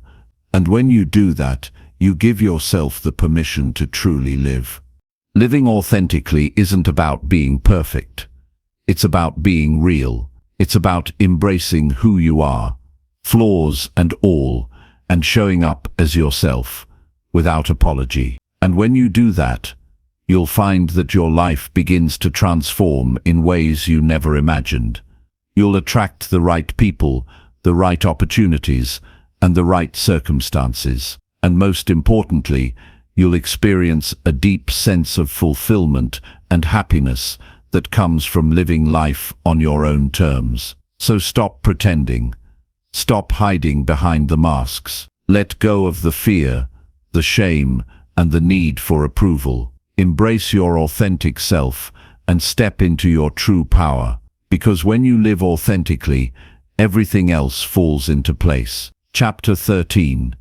The obstacles of fear. Fear is something that we all deal with, no matter who we are or where we're from. It's one of those things that's always lurking, always there, whispering doubts and hesitations into our minds. But here's the thing, fear doesn't have to control your life. The problem is that we often let it. We let it stop us from pursuing our dreams, from taking risks, from stepping into new opportunities. Fear keeps us stuck, trapped in a cycle of inaction, and we listen to it like it's some kind of authority. But in reality, fear is just an illusion.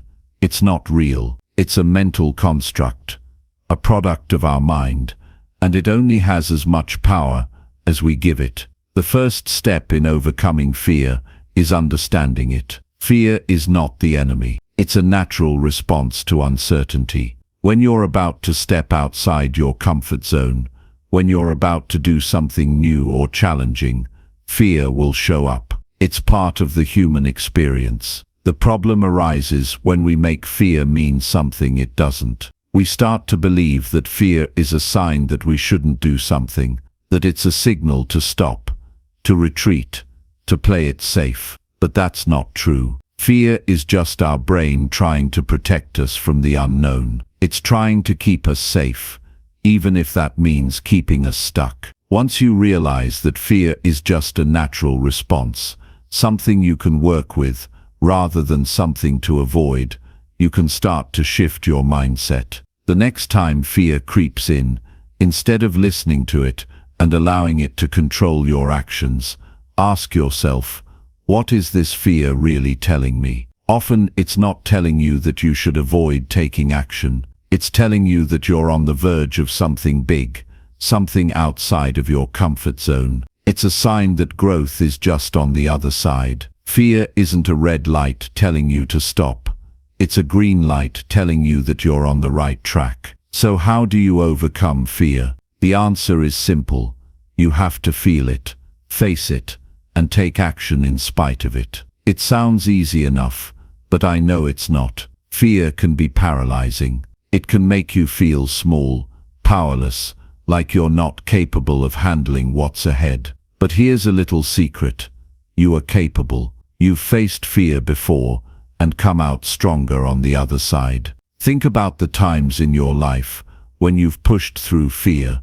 Maybe it was a job interview, a difficult conversation, or something as simple as standing up for yourself. Each time you faced fear, you proved to yourself that you were stronger than you thought. The key to overcoming fear is action. Fear thrives on inaction. The more you sit and think about the thing that scares you, the bigger and more intimidating it becomes. But when you take that first step, when you face the fear head-on, it loses its power. It shrinks. It becomes just another challenge to overcome. And as you take more and more action, that fear starts to fade away, replaced by confidence, strength, and a sense of accomplishment. The more you do it, the easier it gets. You prove to yourself, again and again, that fear has no hold over you. One thing that can really help when dealing with fear is to break it down. Sometimes the thing we fear seems so massive, so overwhelming, that it paralyzes us. But when you break it down into smaller, more manageable steps, it becomes less intimidating. If you're afraid of public speaking, don't focus on the whole speech. Just focus on the first sentence. Or maybe just focus on speaking to one person in the audience first. When you break it down like this, it's easier to take action because you're no longer thinking about the big, scary thing. You're just thinking about the next small step, and that's something you can handle. Another powerful tool for overcoming fear is to reframe it. Instead of viewing fear as something that's going to hold you back, start viewing it as an opportunity. Fear is the signal that you're about to grow. It's the signal that you're about to step into something new, something that could change your life. Instead of seeing it as a barrier, see it as a stepping stone. Every time you overcome fear, you level up. You become stronger, more resilient, and more capable. And the more you face your fears, the more you realize that they're not as big and scary as they once seemed. The fear is almost always worse than the reality. When fear strikes, it can also help to get out of your own head. Often fear is rooted in the stories we tell ourselves. We make up all these worst-case scenarios, imagining the worst possible outcome, and then we let that fear dictate our actions. But what if you could step back and ask yourself, what's the best that could happen? What if, instead of imagining failure, you allowed yourself to imagine success? What if the fear you're feeling right now is just a sign that something amazing is about to happen? It's all about shifting your perspective. Another way to tackle fear is to recognize that failure is a part of the process. Fear of failure is one of the biggest obstacles we face. We're afraid to try because we're afraid of getting it wrong. But here's the truth. Failure isn't the end of the road. It's just a lesson. Every time you fail, you learn something. Every time you fail, you get closer to success. So instead of fearing failure, embrace it. Welcome it. See it as a necessary step in your journey. Every successful person has failed at some point. The difference between them and those who never succeed is that they didn't let fear stop them. They failed, learned from it, and kept going. And that's what you need to do too. If you're really struggling with fear, it can also help to take a moment to breathe. Fear often triggers a fight or flight response in our bodies. Our hearts race, our palms sweat, and we can feel ourselves getting overwhelmed. But if you take a moment to pause, breathe, and ground yourself, you can reset your nervous system. You can remind yourself that you're safe, that you're capable, and that this fear doesn't control you. Just a few deep breaths can bring you back to the present moment and help you regain your sense of calm and clarity. Remember, fear is a natural part of life. It's not something to avoid or run from. It's something to face. And every time you do, you get stronger. You get more confident. You learn that fear isn't something to be afraid of, it's something to overcome. And the more you face your fears, the more you'll see that they have no power over you. The only power fear has is the power you give it. So take a deep breath, face it head on, and take that first step. You've got this. Chapter 14. The Habit of Gratitude. Gratitude is a powerful thing. We hear about it all the time, but do we truly understand its power? Do we practice it, or do we let the challenges of life blind us to what's good, to what we have? It's easy to get caught up in the struggles, to focus on what's not going right, and to forget about the things that are going well. But here's the thing, when you take the time to recognize and appreciate what you already have, it changes everything. It shifts your mindset, lifts your spirits, and opens up new possibilities. Gratitude doesn't just feel good, it's transformative. It has the power to improve your mental and emotional well-being, build resilience, and even help you achieve your goals. When I say gratitude is transformative, I mean it. The act of being thankful doesn't just brighten your day, it rewires your brain. Research shows that practicing gratitude can actually improve your overall happiness and sense of well-being. It helps reduce negative emotions like envy and resentment, while fostering positive emotions like joy and contentment. But here's the kicker, gratitude doesn't require anything extra. You don't need to wait for something big or special to happen. You don't need a perfect life to feel thankful. It's about being present and noticing the small things. The warmth of the sun on your face, a good cup of coffee, a conversation with a friend. These are all things to be grateful for. Gratitude starts with noticing what's already there. When you're stuck in a place where everything feels like it's going wrong, it's easy to think that there's nothing to be grateful for. You might look around and feel like the world is against you, like everything is falling apart. But even in those moments, there's always something to be thankful for. Maybe it's not something big. Maybe it's just that you woke up today, or that you have a roof over your head, or that you had the strength to get out of bed. Even on the hardest days, there's always something, no matter how small, to feel grateful for. The key is learning to see it. Gratitude isn't something that comes naturally to everyone. For some, it's easy to focus on the negative. But when you train your mind to focus on the positive, to notice what's good, you start to see the world differently. One of the best ways to start practicing gratitude is to keep a gratitude journal. This simple habit can completely change your perspective.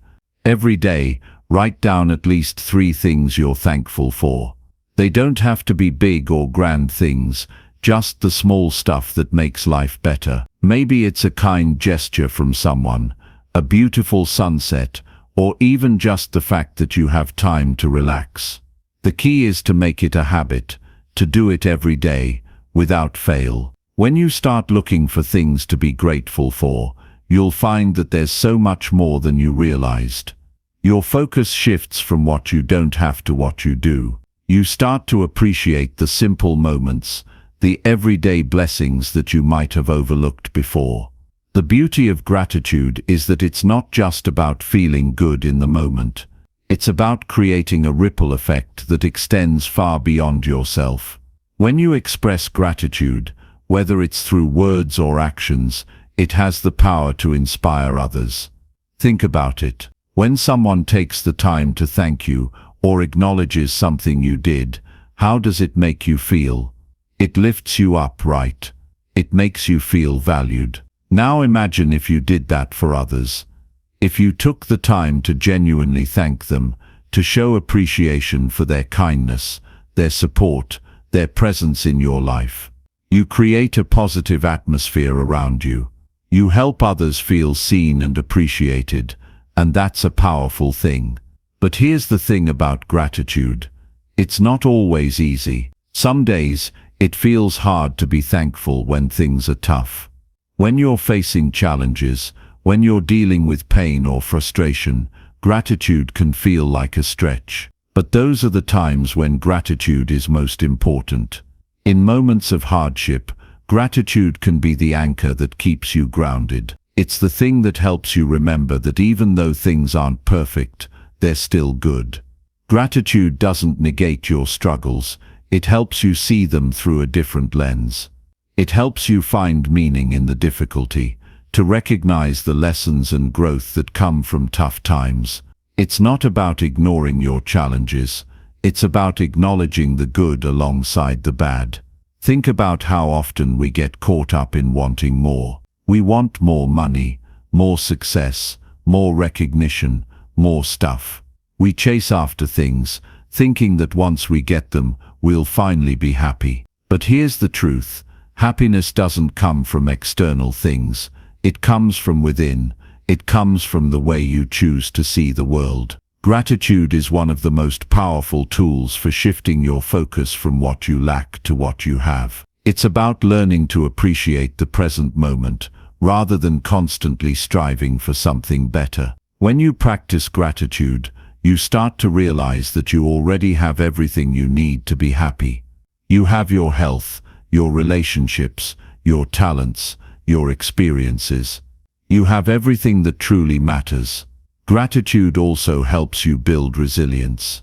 Life is full of ups and downs, but when you focus on what you're thankful for, you become better equipped to handle adversity. It's easy to get discouraged when things aren't going your way, but gratitude helps you keep going. It reminds you that even in difficult times, there's something to be grateful for. It helps you stay grounded, stay focused, and keep moving forward. It's the thing that helps you see the light, even when it's hard to find. If you really want to experience the full power of gratitude, make it a daily practice. Start your day by thinking of 3 things you're thankful for. Write them down. Say them out loud. Whatever works for you, but make it a habit. Make it something you do every day. And don't stop there. Share your gratitude with others. Tell the people in your life how much you appreciate them. Send a thank you note. Acknowledge the kindness of others. Spread positivity. When you do, you'll find that gratitude becomes a natural part of who you are, and it changes everything. Gratitude is a choice. It's something you can choose to practice every day, no matter what's going on in your life. It's not about waiting for things to be perfect. It's about appreciating what you have right now, and when you do, you'll see that your whole world shifts. You'll start to notice the good in your life, and that will make all the difference. Gratitude isn't just a nice idea, it's a way of life. And when you choose it, you open yourself up to a life filled with joy, contentment, and peace. So take a moment right now, wherever you are, and think about one thing you're grateful for. Let that gratitude fill you up, and remember that even in the toughest of times, there's always something to be thankful for. Chapter 15. Discovering passions and interests. It's easy to go through life feeling like you don't know what you're supposed to be doing, right? You wake up every day and move through the motions. Maybe you work, maybe you go through your routine, but there's this sense that something is missing. It's like you're living but not really living. The question I want you to ask yourself today is simple. What are you truly passionate about? What drives you? What gets you excited? Makes you feel alive? This is a question so many people don't take the time to answer, but it's the foundation for everything else. If you want to live a life that's full, a life that feels meaningful, you have to start with your passions. But here's the thing about passions, they're not always easy to find. Sometimes we're so caught up in the demands of life that we forget to ask ourselves this question. Or maybe we've tried to chase after things that we thought were our passions, but they didn't give us that spark we expected. When I think back on my own journey, I can honestly say that there were times when I had no idea what my passions were. I was too busy trying to live up to other people's expectations, trying to succeed in ways that weren't even aligned with my own heart. It took me a long time to realize that passion isn't something you find out there, it's something you create from within. It comes from really knowing yourself and daring to ask the hard questions.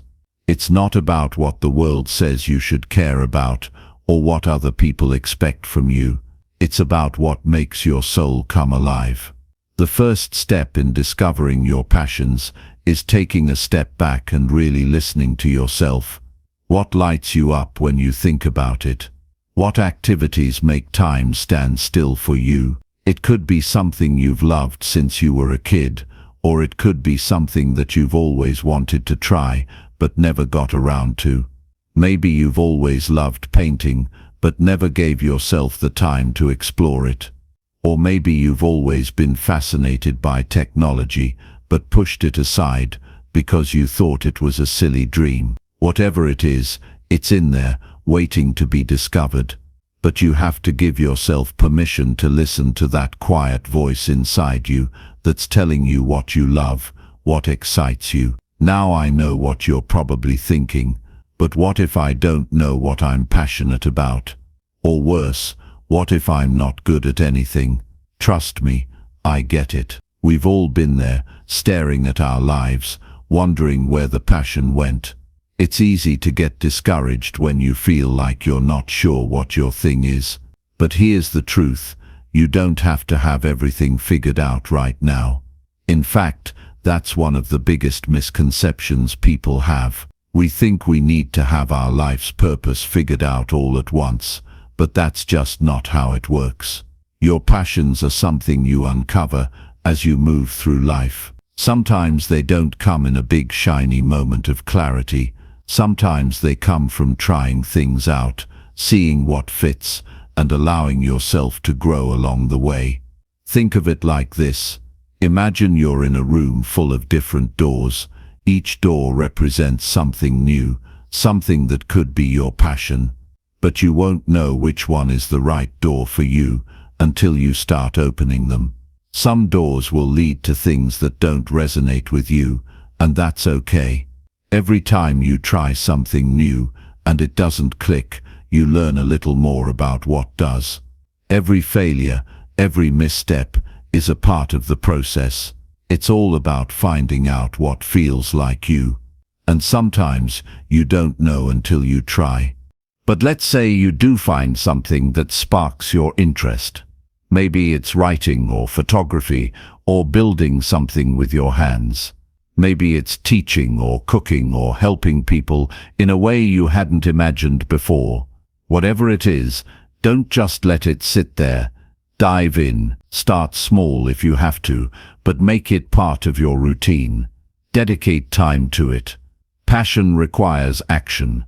It's not enough to just recognize that you're interested in something. You have to feed it, nurture it, and allow it to grow. When you put time and energy into something you love, it becomes a part of who you are. And that's where the magic happens. One thing I want to emphasize here is that your passions don't have to look like anyone else's. This is your journey, and it doesn't have to make sense to anyone else. I think that's one of the biggest barriers people face. They're afraid to pursue something because they think it's too weird or too different from what everyone else is doing. But who cares? Who are you living for? You're not here to live up to anyone else's idea of what success or happiness looks like. You're here to build a life that's true to you. And that means embracing the things that make you unique, the things that excite you, even if they don't fit into a neat little box. Now, as you begin to explore your passions, don't be surprised if you hit a few bumps along the way. It's not always going to be smooth sailing. There will be days when you feel discouraged, when you wonder if it's all worth it, when you doubt your ability to succeed. And that's okay. Passion isn't just about feeling excited all the time. It's about sticking with it, even when it gets hard. It's about choosing to show up, day after day, even when you don't feel like it. Because here's the thing, Every time you push through that doubt, every time you take one more step forward, you're getting closer to something bigger. You're learning more about yourself and what you're capable of. And when you keep going, you'll eventually reach a point where you can't imagine your life without this thing that brings you joy. Another thing to consider is that passions evolve. What you're passionate about now might not be the same thing you're passionate about in 5 or 10 years. That's completely normal. In fact, it's exciting. Life is all about growth and change, and as you evolve, so will your interests. What's important is that you stay open to that change. Don't lock yourself into one idea of who you are and what you should be doing. The beauty of discovering your passions is that they give you the freedom to explore, to grow, and to reinvent yourself over time. Ultimately, discovering and pursuing your passions is about living a life that's aligned with who you truly are. It's about waking up every day, excited for what's to come because you're doing something that matters to you. You don't have to have it all figured out right away. The key is to keep moving forward, to stay curious, and to embrace the process. Don't be afraid to try new things, to fail, to stumble along the way. Every step you take is bringing you closer to that life you've always dreamed of. So take that first step, and then the next one. The journey to discovering your passions starts with one simple choice: to believe that you are worthy of living a life that lights you up. And once you make that choice, nothing can stop you. Chapter 16. The power of intuition.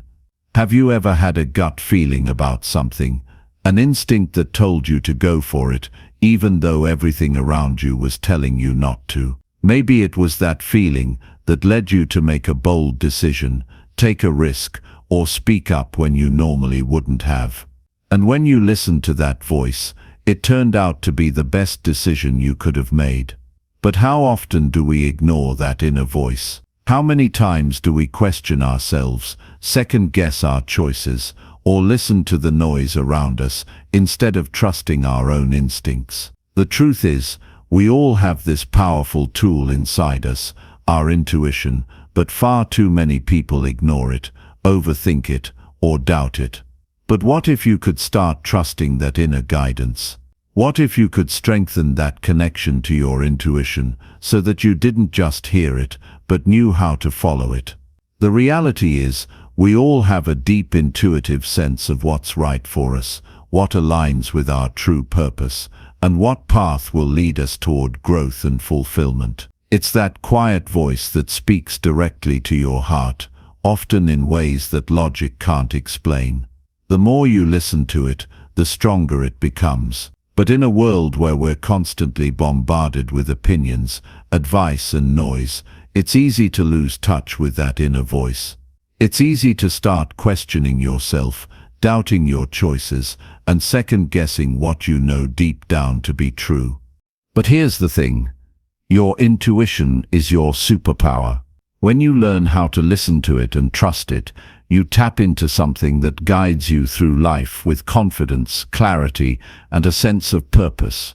It's the ability to make decisions that feel right in your soul, even when they don't make sense on paper.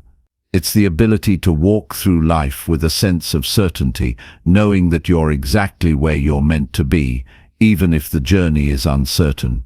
So how do you start listening to your intuition? How do you develop a deeper connection with that inner wisdom that's always there waiting for you to pay attention? It begins with slowing down. In today's world, we're always rushing from one thing to the next, moving through life at a pace that leaves little room for self-reflection.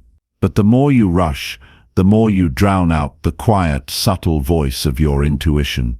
To really tap into it, you have to make space for stillness.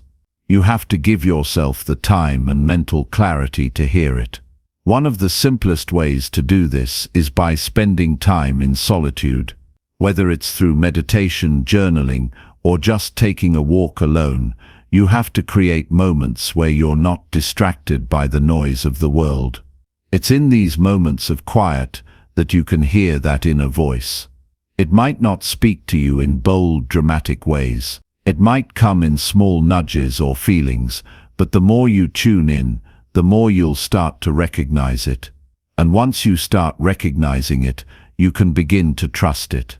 Another powerful tool for strengthening your intuition is learning how to quiet the inner critic. We all have that voice in our heads that tells us we're not good enough, that we can't do something, or that we should follow what others are doing.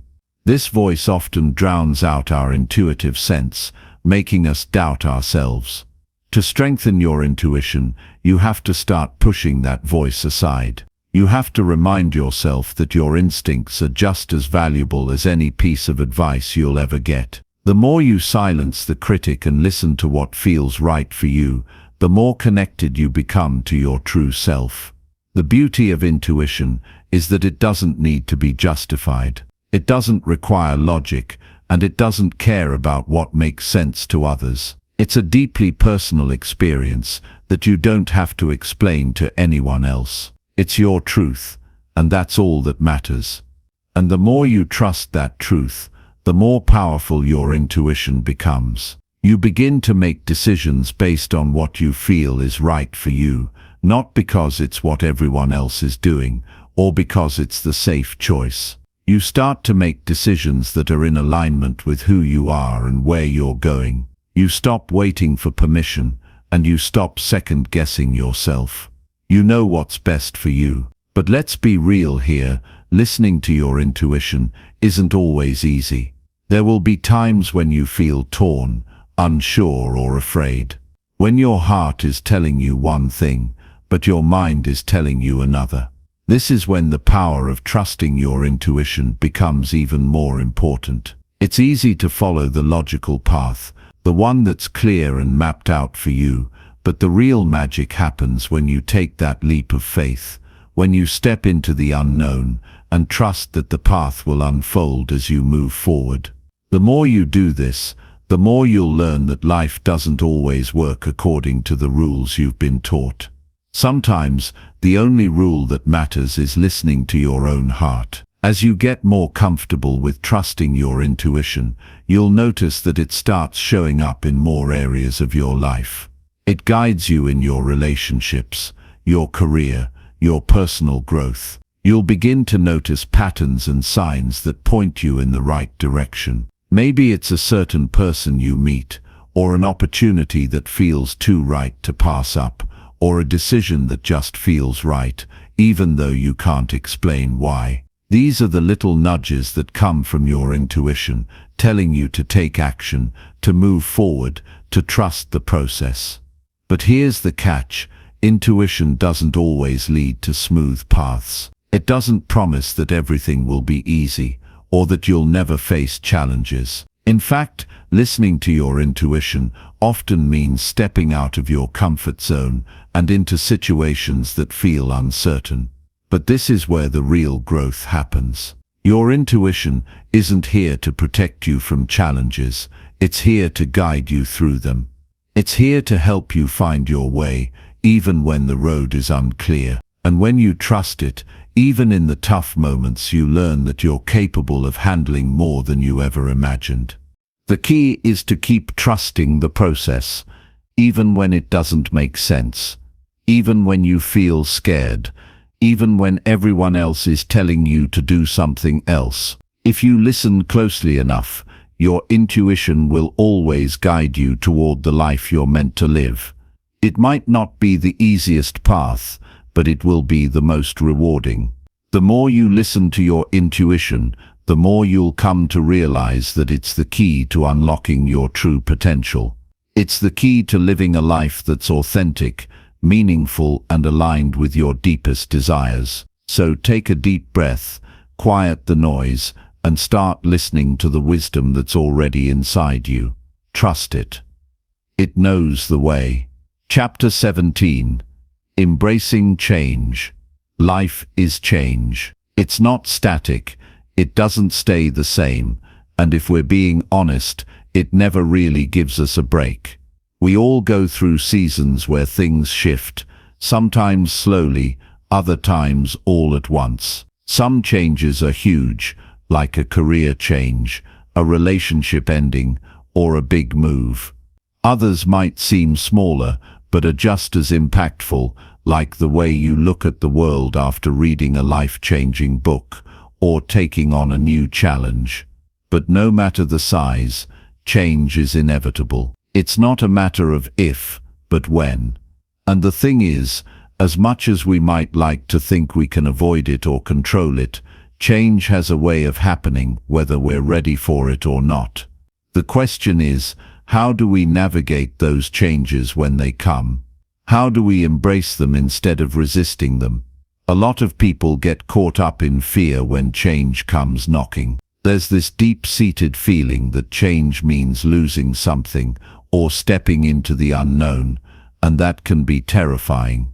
The familiar, even if it's not perfect, feels safer, so we hold on to it. We try to cling to what we know because we fear what might happen if we let go. But what if we shifted our perspective and saw change not as something to fear, but as an opportunity to grow, evolve, and become something better than we were before? Change can feel uncomfortable. That's just part of it. Whether it's a new job, a move to a different city, a shift in your social circle, or just something as simple as a change in routine, our brains are wired to resist anything that feels unfamiliar. But that discomfort is a sign of growth. It's the process of shedding the old version of yourself and stepping into a new one. And while it can be scary, it's also exciting because it means you're on the edge of something new, something better.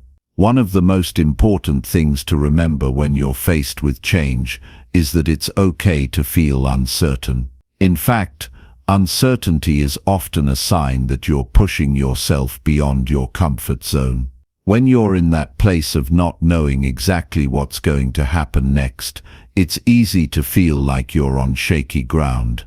But I want you to understand something. Shaky ground is where the magic happens. It's the place where you grow the most. When everything feels uncertain, it means you're not stuck anymore. It means you're moving, evolving, and becoming who you're meant to be. And here's the thing, you can't change if you're not willing to leave behind the parts of your life that no longer serve you. I know it's hard, but there are things, people and habits that you need to release in order to step into the next phase of your life. Holding on to what's familiar can feel comforting, but it can also keep you stuck in the same cycle. So when change comes, it's not just about adjusting to the new, it's also about letting go of the old. And when you do that, you free up space for new opportunities, for growth, and for the future you've always wanted. What I want you to understand is that change doesn't have to be something that happens to you. It can be something you choose. In fact, some of the most powerful changes come from when we decide to take control of our own lives. You have the power to change your circumstances. It doesn't mean it's going to be easy, but it does mean it's possible. And sometimes all it takes is one decision, one action to set the wheels in motion. Maybe it's deciding to leave a job that's draining you, starting a new project, or cutting ties with people who no longer align with your values. Whatever it is, take that first step and trust that the rest will follow. The truth is, we often resist change because we think it means we have to sacrifice something. We think that letting go of something familiar will be too painful or too difficult. But the reality is, change often brings us closer to who we're really meant to be. It forces us to look at ourselves, to dig deeper into our values, and to discover new parts of ourselves that we never knew existed. Change is an invitation to get to know yourself better, to push past your limits, and to realize that you are capable of more than you thought. When you start to embrace change, you begin to realize that life is not about holding on to things or trying to control every detail. It's about learning how to adapt, how to move through transitions with grace, and how to trust that everything will work out the way it's supposed to. I'm not saying that every change is easy. Some changes are downright painful, but I am saying that when you learn to navigate change, you become stronger, wiser, and more resilient. You learn that you can handle whatever life throws at you, and that the discomfort of change is just a sign that you're growing, evolving, and becoming who you were always meant to be. There's another piece to all of this, and it's something that's often overlooked. Patience. Change takes time. It doesn't happen overnight. And while it's easy to get frustrated or discouraged when things aren't happening as quickly as you'd like, it's important to understand that the process of change is just as valuable as the destination. When you're in the middle of a big transition, it can feel like you're not making any progress, like you're stuck in the in-between. But those moments of discomfort, those moments of waiting, are where the real work happens. It's where you build the strength and resilience you need to face whatever comes next. When you're in the midst of change, don't rush the process. Give yourself the time you need to adjust, to heal, and to grow, and understand that not every step will be linear. There will be setbacks, there will be moments of doubt, and there will be times when it feels like you're going backward. But that's all part of the journey. Progress isn't always a straight line. Sometimes it's a series of ups and downs, but each step, even the ones that feel like setbacks, is part of the bigger picture. The key to navigating change is resilience. It's the ability to bounce back when things get tough, to adapt when life throws you a curveball, and to keep moving forward even when you don't know exactly where you're going. Resilience is what allows you to face challenges with confidence, to embrace uncertainty with courage, and to trust that no matter what happens, you will come out stronger on the other side. As you go through life, change will always be there. It's inevitable, but instead of fearing it, embrace it. Welcome it as a sign that you're growing, evolving, and becoming more of who you were always meant to be. Change is not the enemy.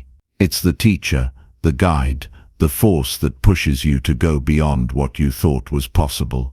And when you learn how to navigate it with grace, patience, and resilience, you become unstoppable. So let change come. Let it challenge you, shape you, and help you become the person you were always meant to be. Chapter 18. The role of affirmations. Affirmations are one of those things that can sound almost too simple to work, and yet they have an incredible power to shift the way we see ourselves and our world. If you've ever been told to repeat something positive to yourself, I am worthy, I am strong, I am capable, you might have brushed it off as something that wouldn't really make a difference. It can sound a little fluffy, right? But let me tell you, the way you speak to yourself has a profound impact on the way you experience life. Words carry energy. The way you talk to yourself, the stories you tell yourself, those things shape your reality. And if you're not careful, they can also limit you. Think about it. We all have that inner voice, don't we? The one that either pushes us forward or holds us back. It's the voice that tells us we're not good enough, or the voice that whispers that we can't do something, or that we don't deserve success or happiness. Now what if you could change that inner dialogue? What if you could turn that voice from one of doubt and fear into one of empowerment and belief? That's where affirmations come in. Affirmations are simple, positive statements that you repeat to yourself to shift your mindset and reinforce what you want to believe about yourself. The beauty of affirmations lies in their simplicity, but also in their repetition. The more you say them, the more you believe them. The more you believe them, the more they start to show up in your life. You see, your mind is like a garden. Whatever you plant there, it grows. If you plant seeds of negativity, you'll get a garden full of doubt, fear, and insecurities. But if you plant seeds of positivity, of confidence, of self-love, those are the things that will bloom in your life. Now, I know what you might be thinking, but if I don't believe it yet, how can I say it? And that's a fair question. If you've been used to a lifetime of negative self-talk, the idea of affirming things like, "I am worthy," might feel strange. It might even feel like you're lying to yourself at first. But here's the thing, you're not lying, you're just choosing to speak into existence the person you want to become. You're aligning your words with your future, not with your past, and that's powerful. Let's take an example. If you struggle with self-worth, an affirmation like, "I am worthy of love and success," might feel uncomfortable at first. But the more you say it, the more your subconscious starts to internalize it. Over time, you'll begin to act in ways that align with that belief. You'll make choices that reflect your worth, and opportunities that reflect your worth will start to show up. Affirmations don't work by magic. They work because they help you shift your mindset, and your mindset is what shapes your actions. Your actions are what shape your life. It's also important to remember that affirmations are not about being arrogant or pretending to be something you're not. They're about recognizing your potential and opening yourself up to the possibility of becoming that person. You're not saying, "I am perfect," because that's not realistic. What you're saying is, "I am worthy of growth. I am capable of achieving my goals. I am resilient, and I am deserving of everything that comes my way." These are truths that you can begin to embody, little by little, day by day. One of the things that makes affirmations so powerful is the emotional connection you bring to them. It's not just about repeating words over and over, it's about truly feeling them.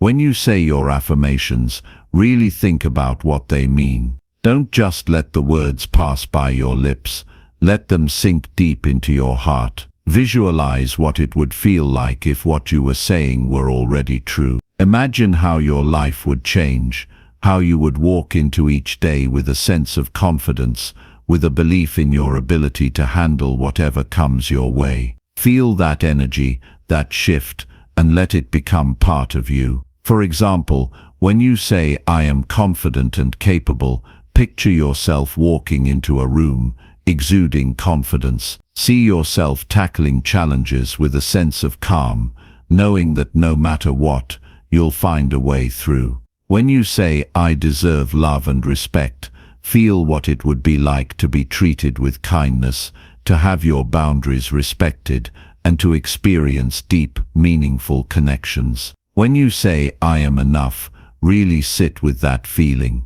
What does it feel like to know that you are enough, just as you are, without needing to prove anything to anyone? The key is to make those affirmations real for yourself. Don't just repeat them as words, experience them as truths. And here's the beauty of it, the more you feel those truths, the more your actions will begin to reflect them. When you truly believe that you are capable, you start making decisions that align with that belief. You take on challenges, you push yourself out of your comfort zone, you take risks, and every time you do, you reinforce that affirmation in your life. Another important thing to understand about affirmations is that they work best when they are specific and aligned with your goals. General affirmations like "I am successful" can be powerful, but if you're looking for something more tangible, it helps to get specific. Think about the areas of your life where you want to see change and create affirmations that reflect those desires. If you're trying to build a business, for example, your affirmation could be "I am building a thriving and successful business that helps others." If you're working on your health, it might be "I am strong, healthy, and taking consistent steps toward my wellness." The more specific your affirmation, the more real it feels. But don't get discouraged if things don't change overnight. Affirmations are a long-term game. You might not see immediate results, but over time your mindset will shift, and with that shift will come changes in your behavior, your decisions, and your experiences. The more you repeat your affirmations, the more you start to believe them, and the more you begin to align your life with them. It's not about instant results. It's about building a foundation of self-belief that grows stronger with each day. And as you continue this practice,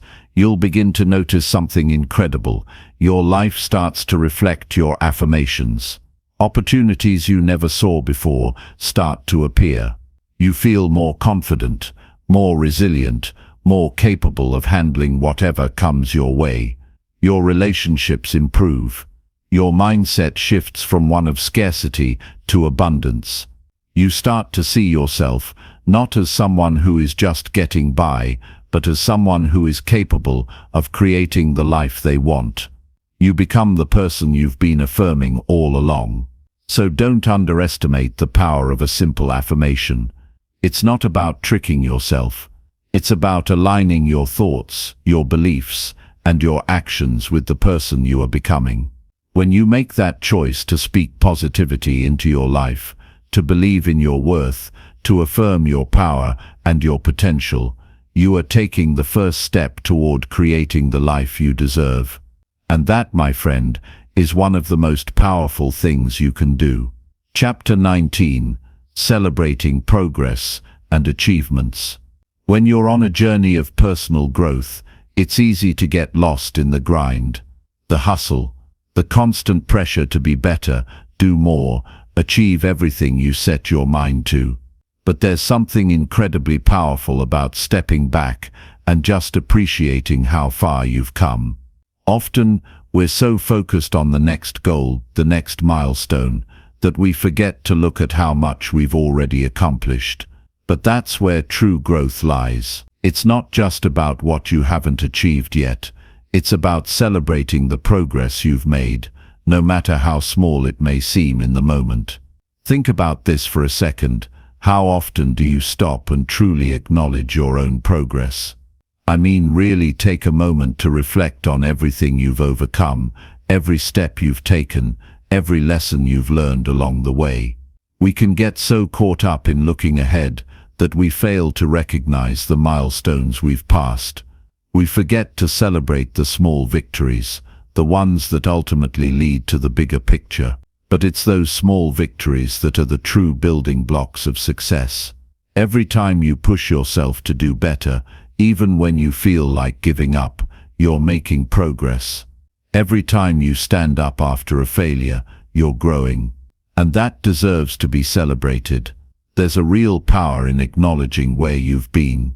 It's a reminder that you're capable, that you've got the strength to keep moving forward. It can be easy to brush off your achievements as not good enough or just part of the process. But I want you to stop and think for a moment. What if everything you've accomplished so far is in fact more than enough? What if your journey up to this point has been exactly what you needed to learn, grow, and become who you're meant to be? It's important to understand that progress doesn't always look like some big grand achievement. It's not always about hitting the huge goal, getting the promotion, or making the big breakthrough. Sometimes progress looks like showing up every single day, even when you're exhausted. Sometimes it's about learning how to be kind to yourself when you feel like you're falling short. Progress is about the small shifts in your mindset, the tiny steps forward that build up over time. It's the days when you didn't quit, when you pushed through despite the setbacks, or when you did something that challenged you, even if it was scary. Those are the moments that matter. If you take a minute to think about the person you were a year ago, or even a few months ago, I bet you'll realize just how far you've come. Sure, maybe you haven't achieved everything you thought you would, but you've learned a lot, haven't you? Maybe you've learned how to be more resilient. Maybe you've learned how to handle rejection with grace. Or maybe you've learned how to trust yourself, to listen to that inner voice that tells you when it's time to keep going, or when it's time to rest. The truth is, growth is a process, and there's no deadline for when you should have everything figured out. It's about progress, not perfection. One of the most powerful ways to recognize your progress is through reflection. And that doesn't mean just glancing back at the past and ticking off a few accomplishments. It means really looking at where you were, where you are now, and acknowledging everything that's changed along the way. Maybe you used to struggle with confidence, but now you can step into a room and speak your mind without second-guessing yourself. Maybe you used to be terrified of failure, but now you know that every setback is just a lesson in disguise. Maybe you've gotten better at managing your time, or maybe you've learned how to prioritize your health and well-being over work. Whatever your progress looks like, it deserves to be celebrated. It's easy to get caught in the trap of comparison. Social media doesn't help. It's full of people showing their best moments, their highlights, and it can make you feel like everyone else is ahead of you. But let me tell you something. Comparing your journey to someone else's is a surefire way to rob yourself of joy. Everyone is on their own path, moving at their own pace. What matters is not how quickly you get there, but how much you learn and grow along the way. So stop looking at where everyone else is and start focusing on your own progress. Celebrate the fact that you're showing up for yourself every day, even when things aren't perfect. One of the most powerful ways to honor your progress is by writing it down. Journaling is a simple but incredibly effective tool to track your growth. It helps you process your thoughts, reflect on your actions, and recognize the shifts happening within you. When you write about your journey, it becomes real. It's no longer just something in your head. It's something tangible, something you can look back on and say, wow, I've come a long way. Writing gives you a clear picture of where you've been, and it helps you recognize patterns in your thinking, behavior, and decisions. Over time, you'll begin to see just how much you've changed and how far you've come, and that's worth celebrating. Another way to celebrate your progress is by sharing it with others. When you share your journey with people you trust, friends, family, mentors, you invite them to be part of your growth. It's easy to think you're in this alone, but the truth is, we're all connected through our experiences. When you share your victories, no matter how small they may seem, you inspire others to do the same. You remind them that progress isn't about perfection, it's about showing up, putting in the work, and celebrating every little win along the way. And let's not forget the importance of gratitude in this process.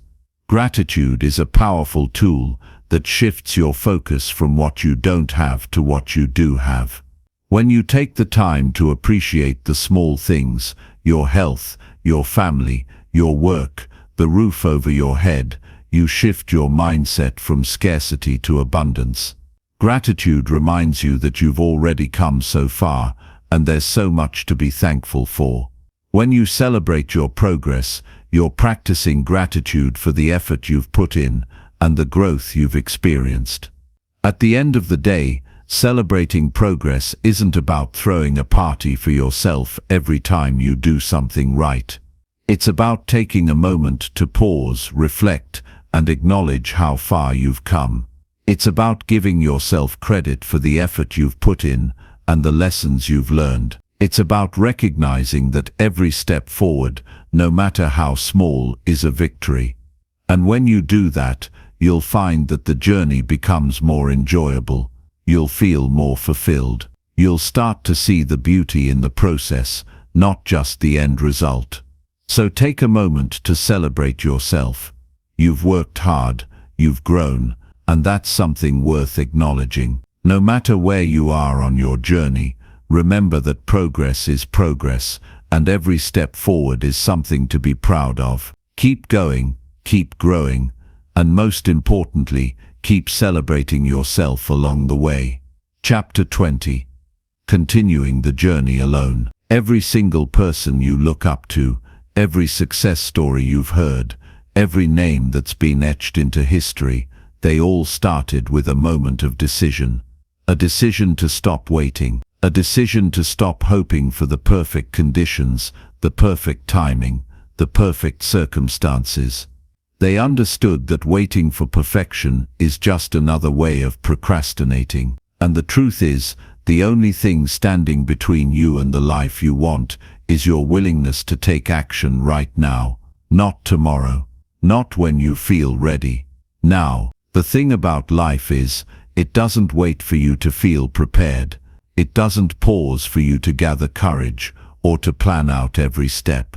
Life is happening right now, in this moment, and every second you spend doubting yourself or waiting for the right time is a second you'll never get back. So why wait? Why let fear, self-doubt, or the opinions of others keep you stuck in the same place?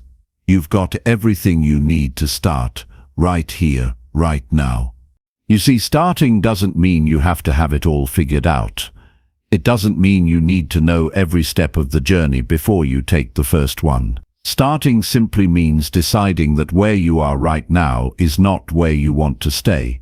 It's about saying, I'm ready to move forward, even if I don't know exactly where this path will lead. Because here's the thing, clarity comes with action.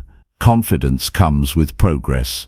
You don't wait to feel ready, you create readiness by taking that first step. I know what you're thinking. What if I fail? What if I make a mistake? What if I'm not good enough? And I get it. Those thoughts are loud and they're persistent. But let me tell you something. Failure is part of the process. Mistakes are part of the process. Growth doesn't come from getting everything right the first time. It comes from learning, adjusting, and trying again. The people who succeed are not the ones who never fail. They're the ones who refuse to let failure define them. They're the ones who get back up, over and over again, no matter how many times they fall. The real question you need to ask yourself isn't what if I fail? It's what if I never try? What if you let this moment pass you by? What if you keep waiting for the right time, the right feeling, the right opportunity, and it never comes? What if you wake up one day and realize you've spent your whole life waiting instead of living? That, my friend, is the real failure. That's the regret that will haunt you far more than any mistake ever could. Starting is scary. I won't lie to you about that. It's uncomfortable. It's messy. It's uncertain. But it's also exhilarating. It's empowering. It's the moment when you take back control of your life and decide to stop letting fear dictate your choices. When you start, you're telling the world and yourself that you believe in your potential, that you're willing to bet on yourself, even when the odds feel stacked against you. And that's a powerful thing. Here's the beautiful part.